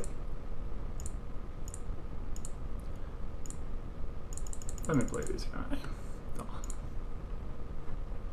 By sacking over that. He didn't. We are in a tough spot, but we can maybe win with Ballista next turn. Ballista Ravager. Maybe. Let's see what that opponent does. Okay, he untaps. He doesn't use his level that yet. Vicious Bow. Okay.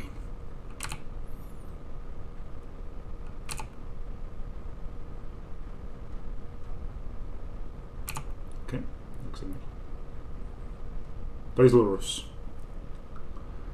Crash through. Oh my god, that's the best draw. Oh boy.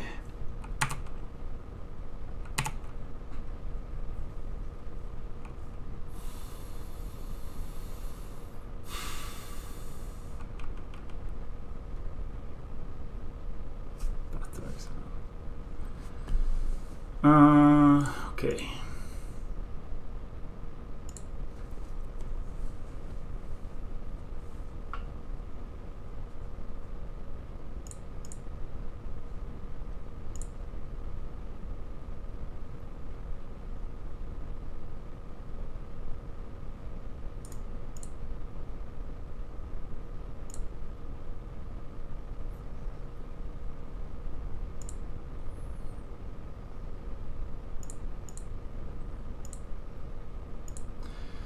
I need to block both.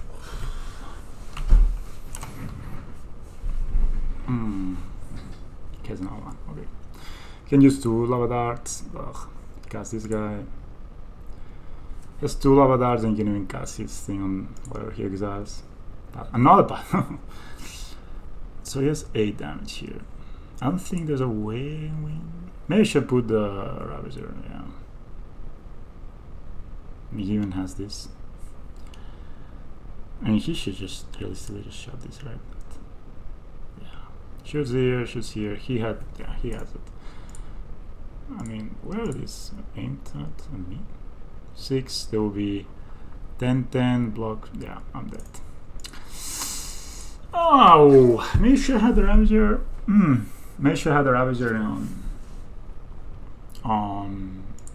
Like I should tap the. Hard game.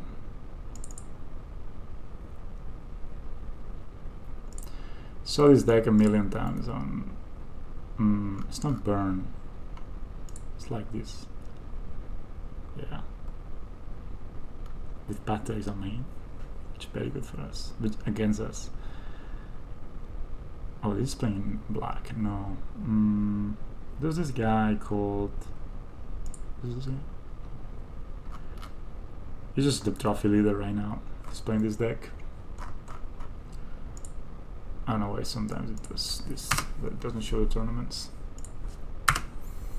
Just wanna know what they have for sideboard. You mate. Oh, that's super qualifier. Challenge, leaks.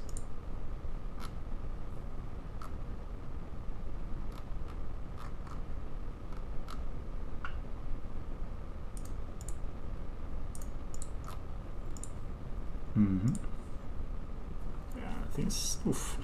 Anyway, they do play some sort of burn deck, right? Not much to do it. I will put engineering explosives in.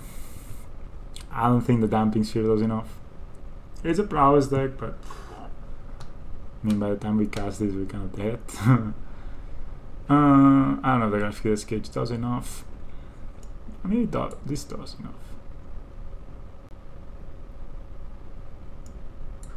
This kind of forces them to deal with this, right? And yeah, Throne of Geth is extremely slow, and I'm pretty sure animation model is also fairly slow.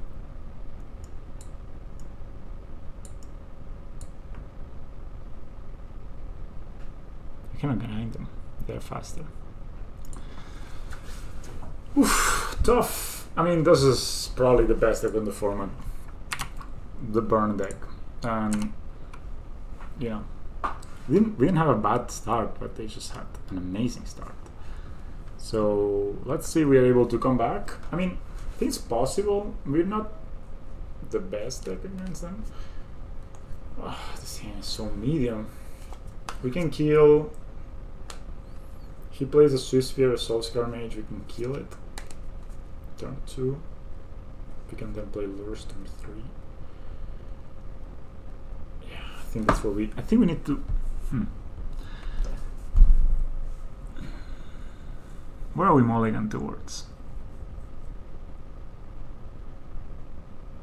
I think this hand is just borderline, but it's better than a lot of other hands. Even though it's 5 lands, I think this is fine-ish. Because we get to kill his dude. I know it's weird on the play, but we are the defensive deck in this game. In this matchup. Okay. Let's see. So he plays some advantage. Doesn't play anything. Cool. Good. Second Ballista is not bad. He doesn't play anything. That means he doesn't have either Soulscar Mage or Swiss Spear, or he's waiting to cast Swiss Spear when he has a way to pump it. Either way, I don't think we should be casting this blindly.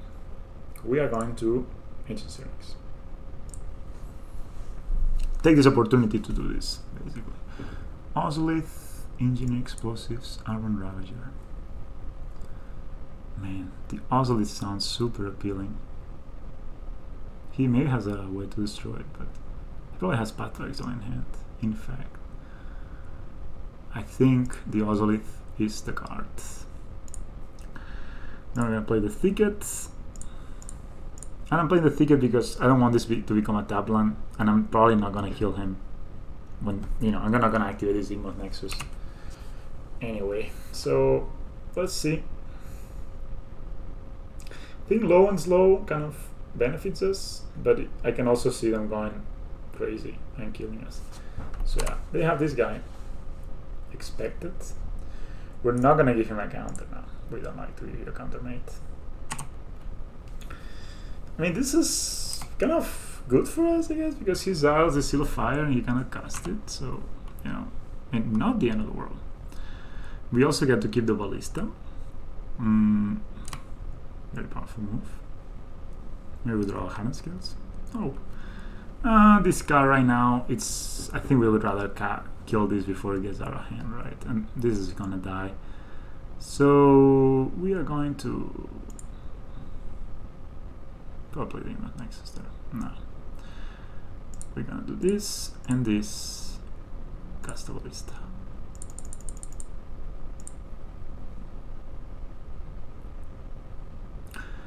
And I will say yes to the graft. And I will shoot this guy down. Still at 20, turn 3. Okay. Okay, man. So next turn I think I'm gonna cast. Let's see what he plays, but both the Canonist and the Ballista. Sounds like good. Shocks. What are you playing? Swiss Spear. Okay.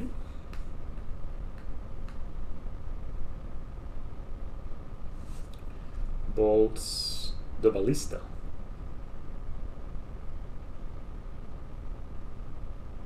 I'll take it.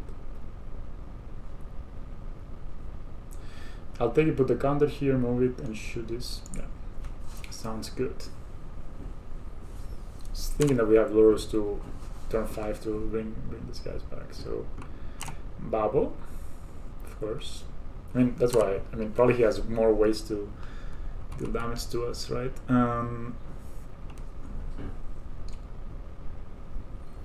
Maybe he gives a way to kind of make his.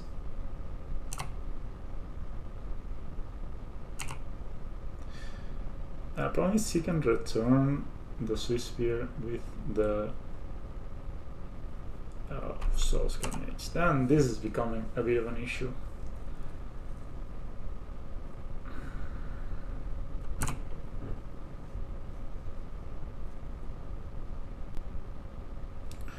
Looks our draw step.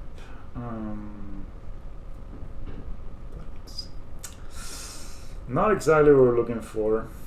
Not exactly what we were looking for. Interesting choice. You know, actually, it's not a bad thing that Soulscar Mage and Ozolith kind of work pretty well together. I'm going to. I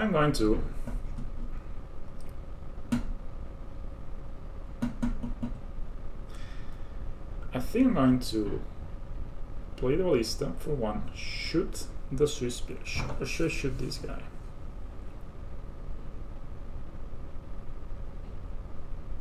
Play this also. Sounds appealing. I think I will play this one, move the counters here. I could also just play a 3-3 Ballista, shoot here, and if he bolts the Ballista.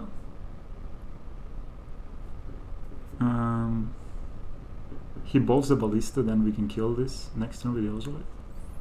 Will he do that?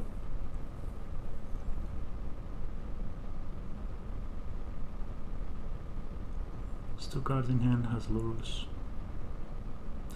So next turn he can play Lurrus and bring this back, then I can block, and this is kind of bad. Or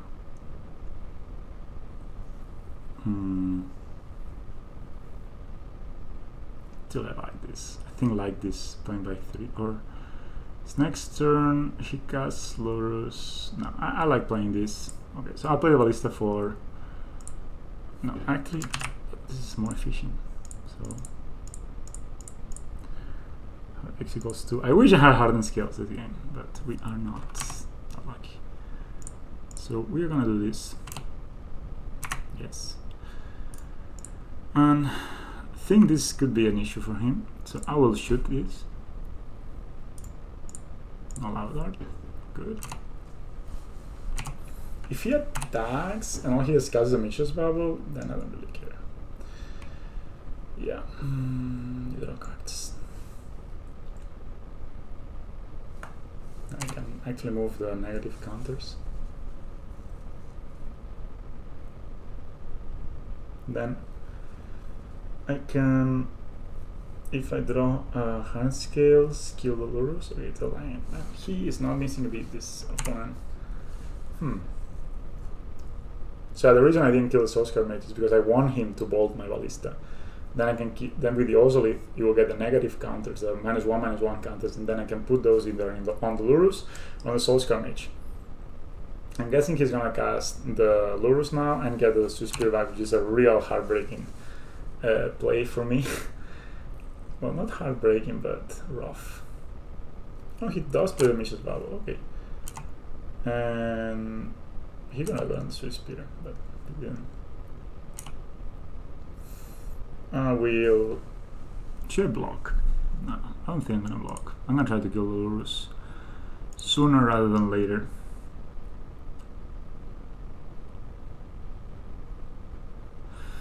Man, I love that you do this.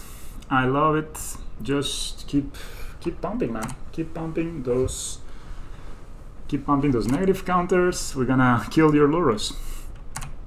Now you know.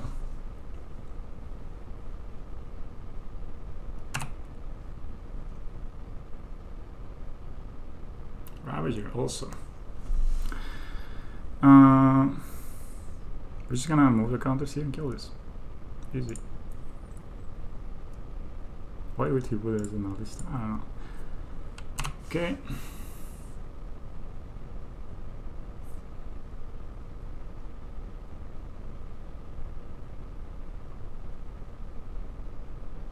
He has no way, also no lava ladder. I mean, he cannot really pump this guy.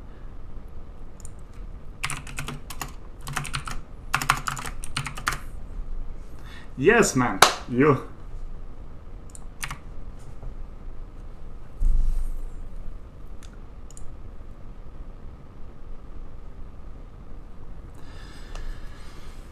Cast the Lurrus. He has 2 cards, 3 cards in hand.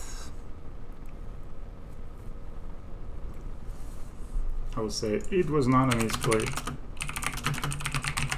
to kill the Swift. Oh, feels good, man, honestly. Do we want to cast the Lurrus, or we just want to cast the Etron Canonist?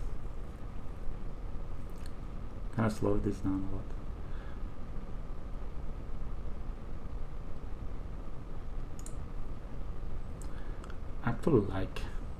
I like this line.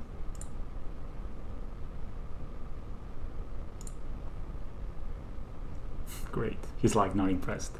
I wouldn't be impressed. I just felt good about it. I'm not gonna lie. I felt smart. And you know, sometimes not only do you like to feel smart, but you like to let other people know that no.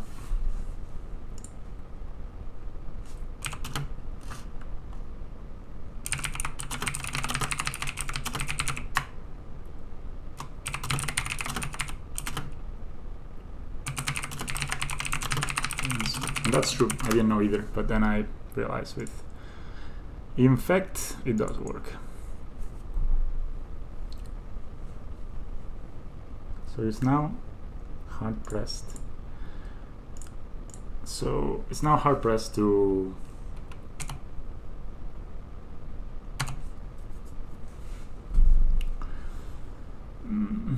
he does a card. So any bolt that he puts, he can only cast 1 bolt, and it needs to be on this.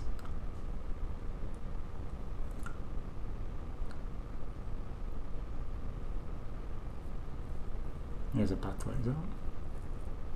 Path is the worst against Infect. And that's true, I actually was playing against Infect, put a worker that blocked, and I got like a negative, like 1/1 counters, and I was like, nice. Destroy target artifact or enchantment. That's a disenchant. Can we sack here?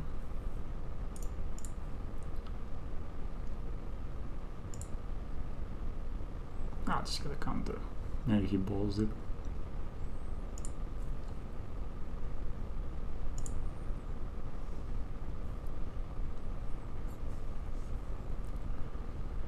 Okay. Do I get a land? Do I want to land and exile? I want to sack it.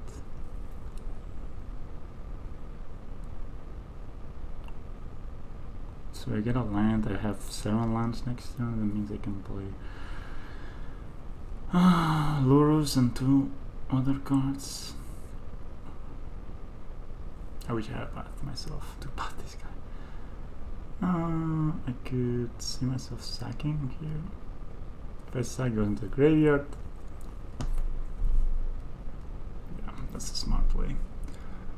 So if I sack, goes into the graveyard, of course, but if I doesn't sack, I get a land, and then I can play Lurrus plus Ballista plus whatever I want.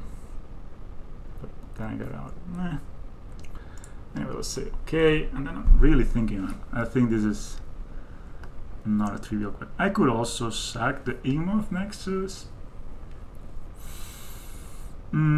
Play Ballista next turn. No, that's not good. That means if I, so the question is, if I let this exile and then I get a forest, then I can actually I have 7 lands to play maybe a lista, so maybe not whatever I play. Maybe I don't draw anything, right? And 6 lands is already enough.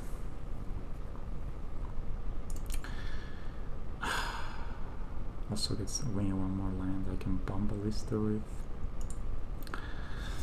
Okay, let's go for the high upside play. Hopefully no way to kill the Ozolith. Ballista would be, I'm sorry, Ballista. Hangover Walker would probably be the best draw, followed closely by no Soul Scaramouche, damn it. This guy has it all. Okay, Ravager. Can we heal?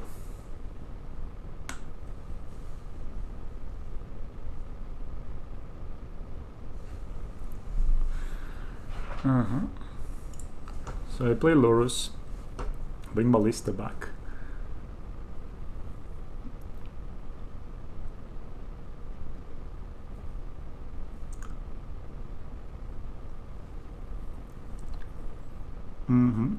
Probably has a... Yeah, I need to either bring Ballista back or bring this, but I would rather bring Ballista back.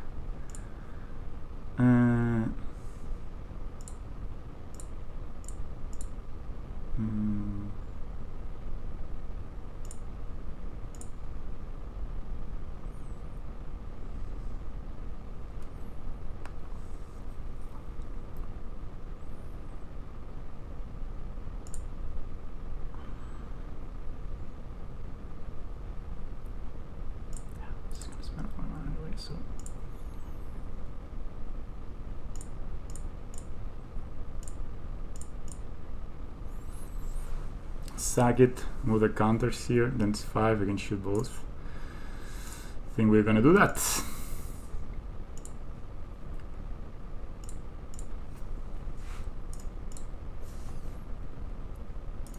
Always yes, always yield.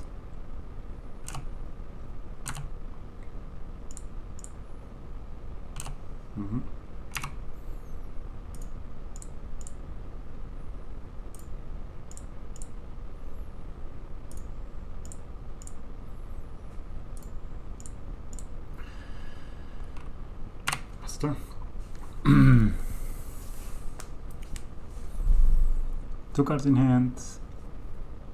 Oh, Light of Stitch. Disenchant, and oh my god, it's powerful stuff.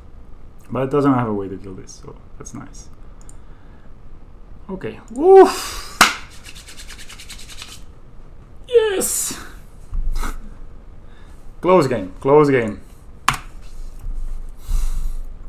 I just claim against them. They don't play any enchantments, they don't play Eidolon. I like the 4 paths. I think I like my configuration. What about Aethersworn Canonist? What's this card? Is this card really worth it? Or is it just a magnet?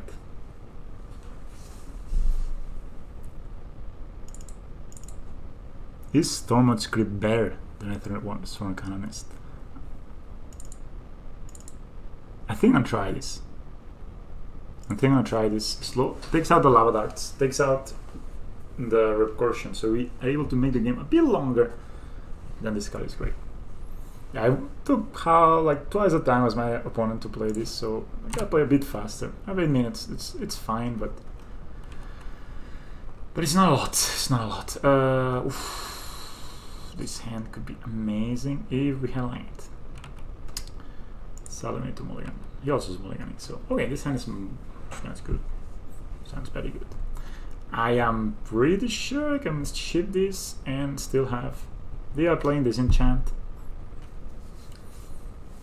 I don't wanna. I almost under no circumstances I would like to shock myself and. Yeah, of course, Path to Exile is nice, but I think that's not the way to go. Okay, so I'll just also interesting. Yeah, I also will draw a line, bro. I play in 22 lands, right? So Spring Vantage, Mashes Bubble. That's nice. That's not doing it on us. I mean, He knows what we're doing. To remember. It's a Ravager. Super. So we play scales. Pass a turn. Yeah, usually this is good against Soulscar Mage.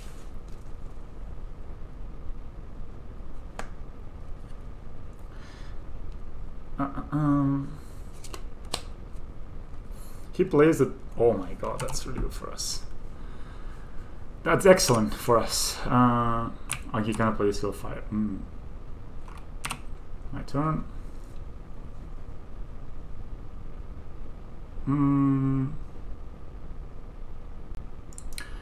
Puts him to play.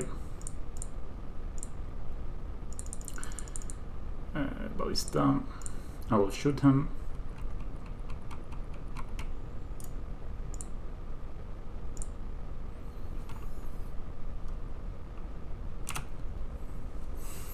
I didn't see any lava darts.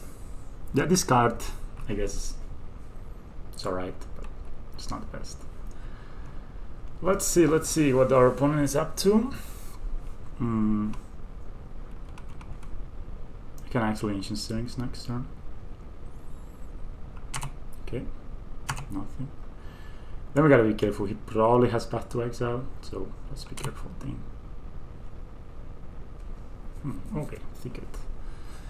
That's nice. Yeah,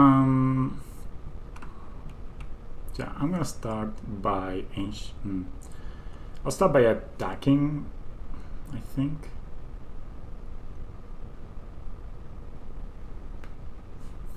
He probably has a Path and a Lava Dart, I would say. So I'm just gonna attack first. I could actually Ancient Stirrings and try to look for an Noswave. Yeah, that would be probably the best play. I would totally get a Path to Exile on this card right now. Let me Ancient Stirrings first. Walking Ballista or Horizon Canopy. I'll take a Ballista. Any order. I will play this. Play Ballista for X equals 1. Maybe he does have this disenchant for this. So target that from enchantment. That's fine. Lava Dart will be a beating, of course, but we can actually get the 100 skills back next turn. It's a positive. I don't think. I mean, what else do we play?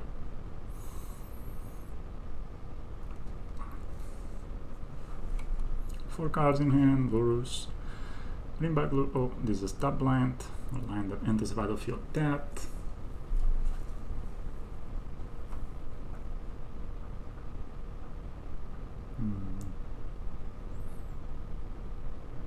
Sure.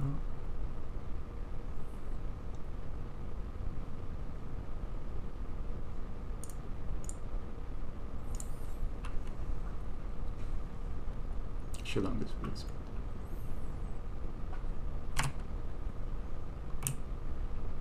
Oh yes. Oof! Dodged the bullet there.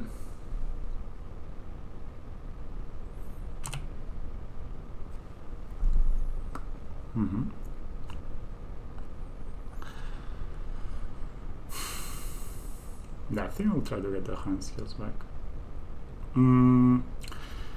I will attack first and then get the 100 skills back. Yeah.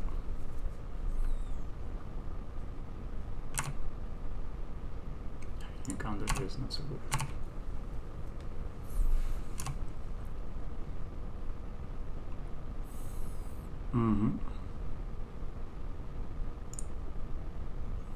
So tap, white, Lurrus.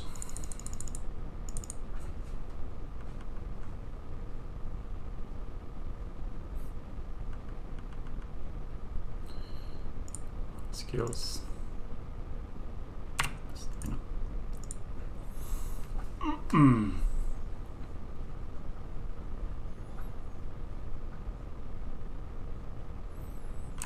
Fine. The ball's not hitting me. I'm guessing he's gonna lure us next turn, and then I can.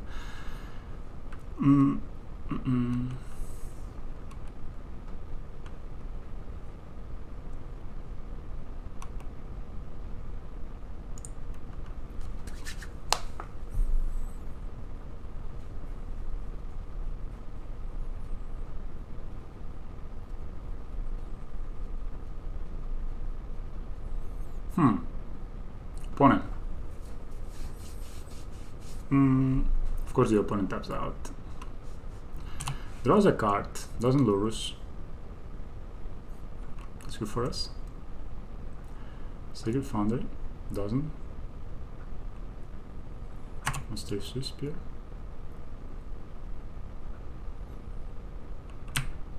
Fire. That's very good.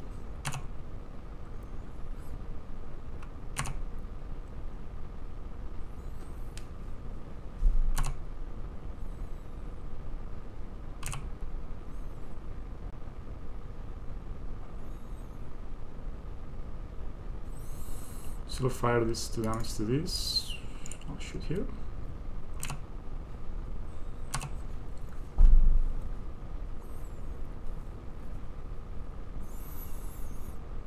Nice. So I can path the Lurrus.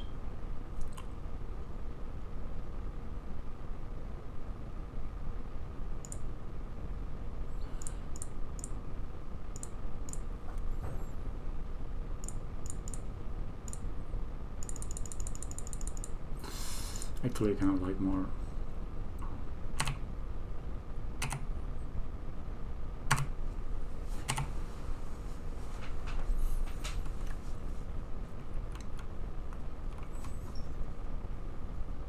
See what he draw.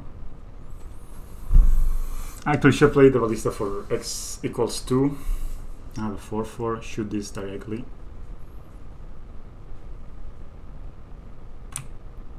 There's another steel fire.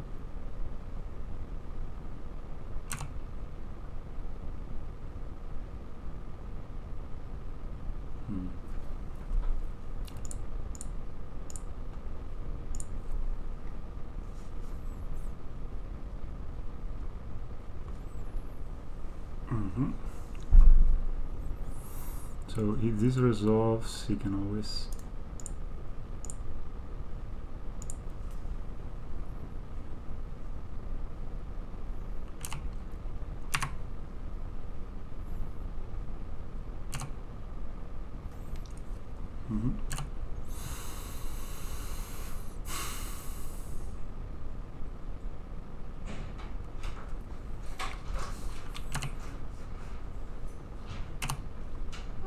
Hola, Caño, estoy grabando.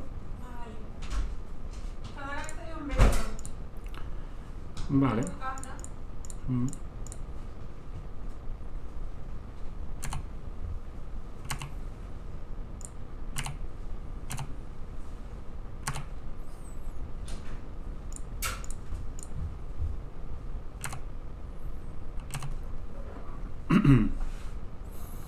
One.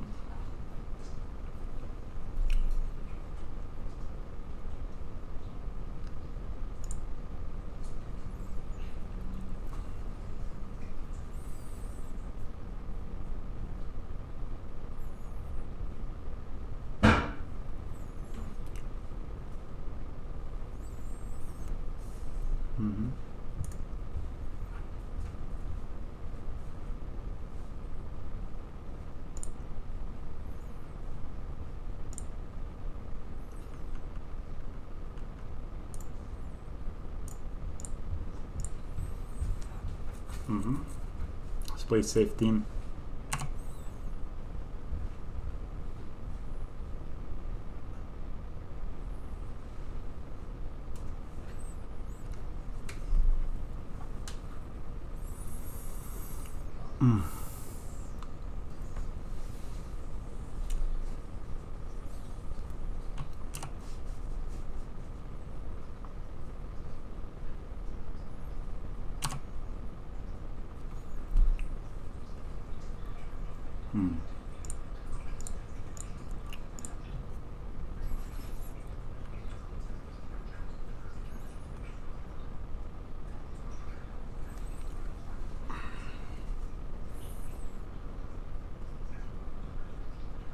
Oh! Oh! 5-0. Nice! Oof! That was rough. That was rough, the last game. That was nice. Wow. I had not 5-0 in a long time. I was in sort of a...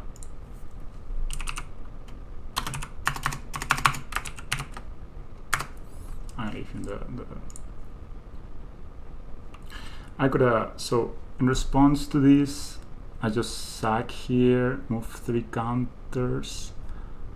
So this is a 3-3, 5-5, then I kill him. Yes! We got it anyway. Nice! And I was 2 minutes left, so oof.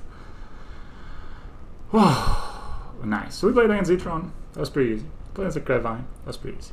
We played against GR Midrange, which I think was 4 match. We just lose. It's pretty easy too. I don't know why would you play Ghost Spray Outbreaker. Sounds like a terrible card. We played against Jund. That was probably the matchup we played the best. And this last game, really hard. Really hard, but we managed it somehow. We just had the right amount of draws and we sequenced things as they should have been. So yeah, I'm gonna open the chest. I need the points. I need the points, guys, because I have only, well, now I have 200, but I was really down on points until a long time ago. So I'm just gonna open all of this. Yes.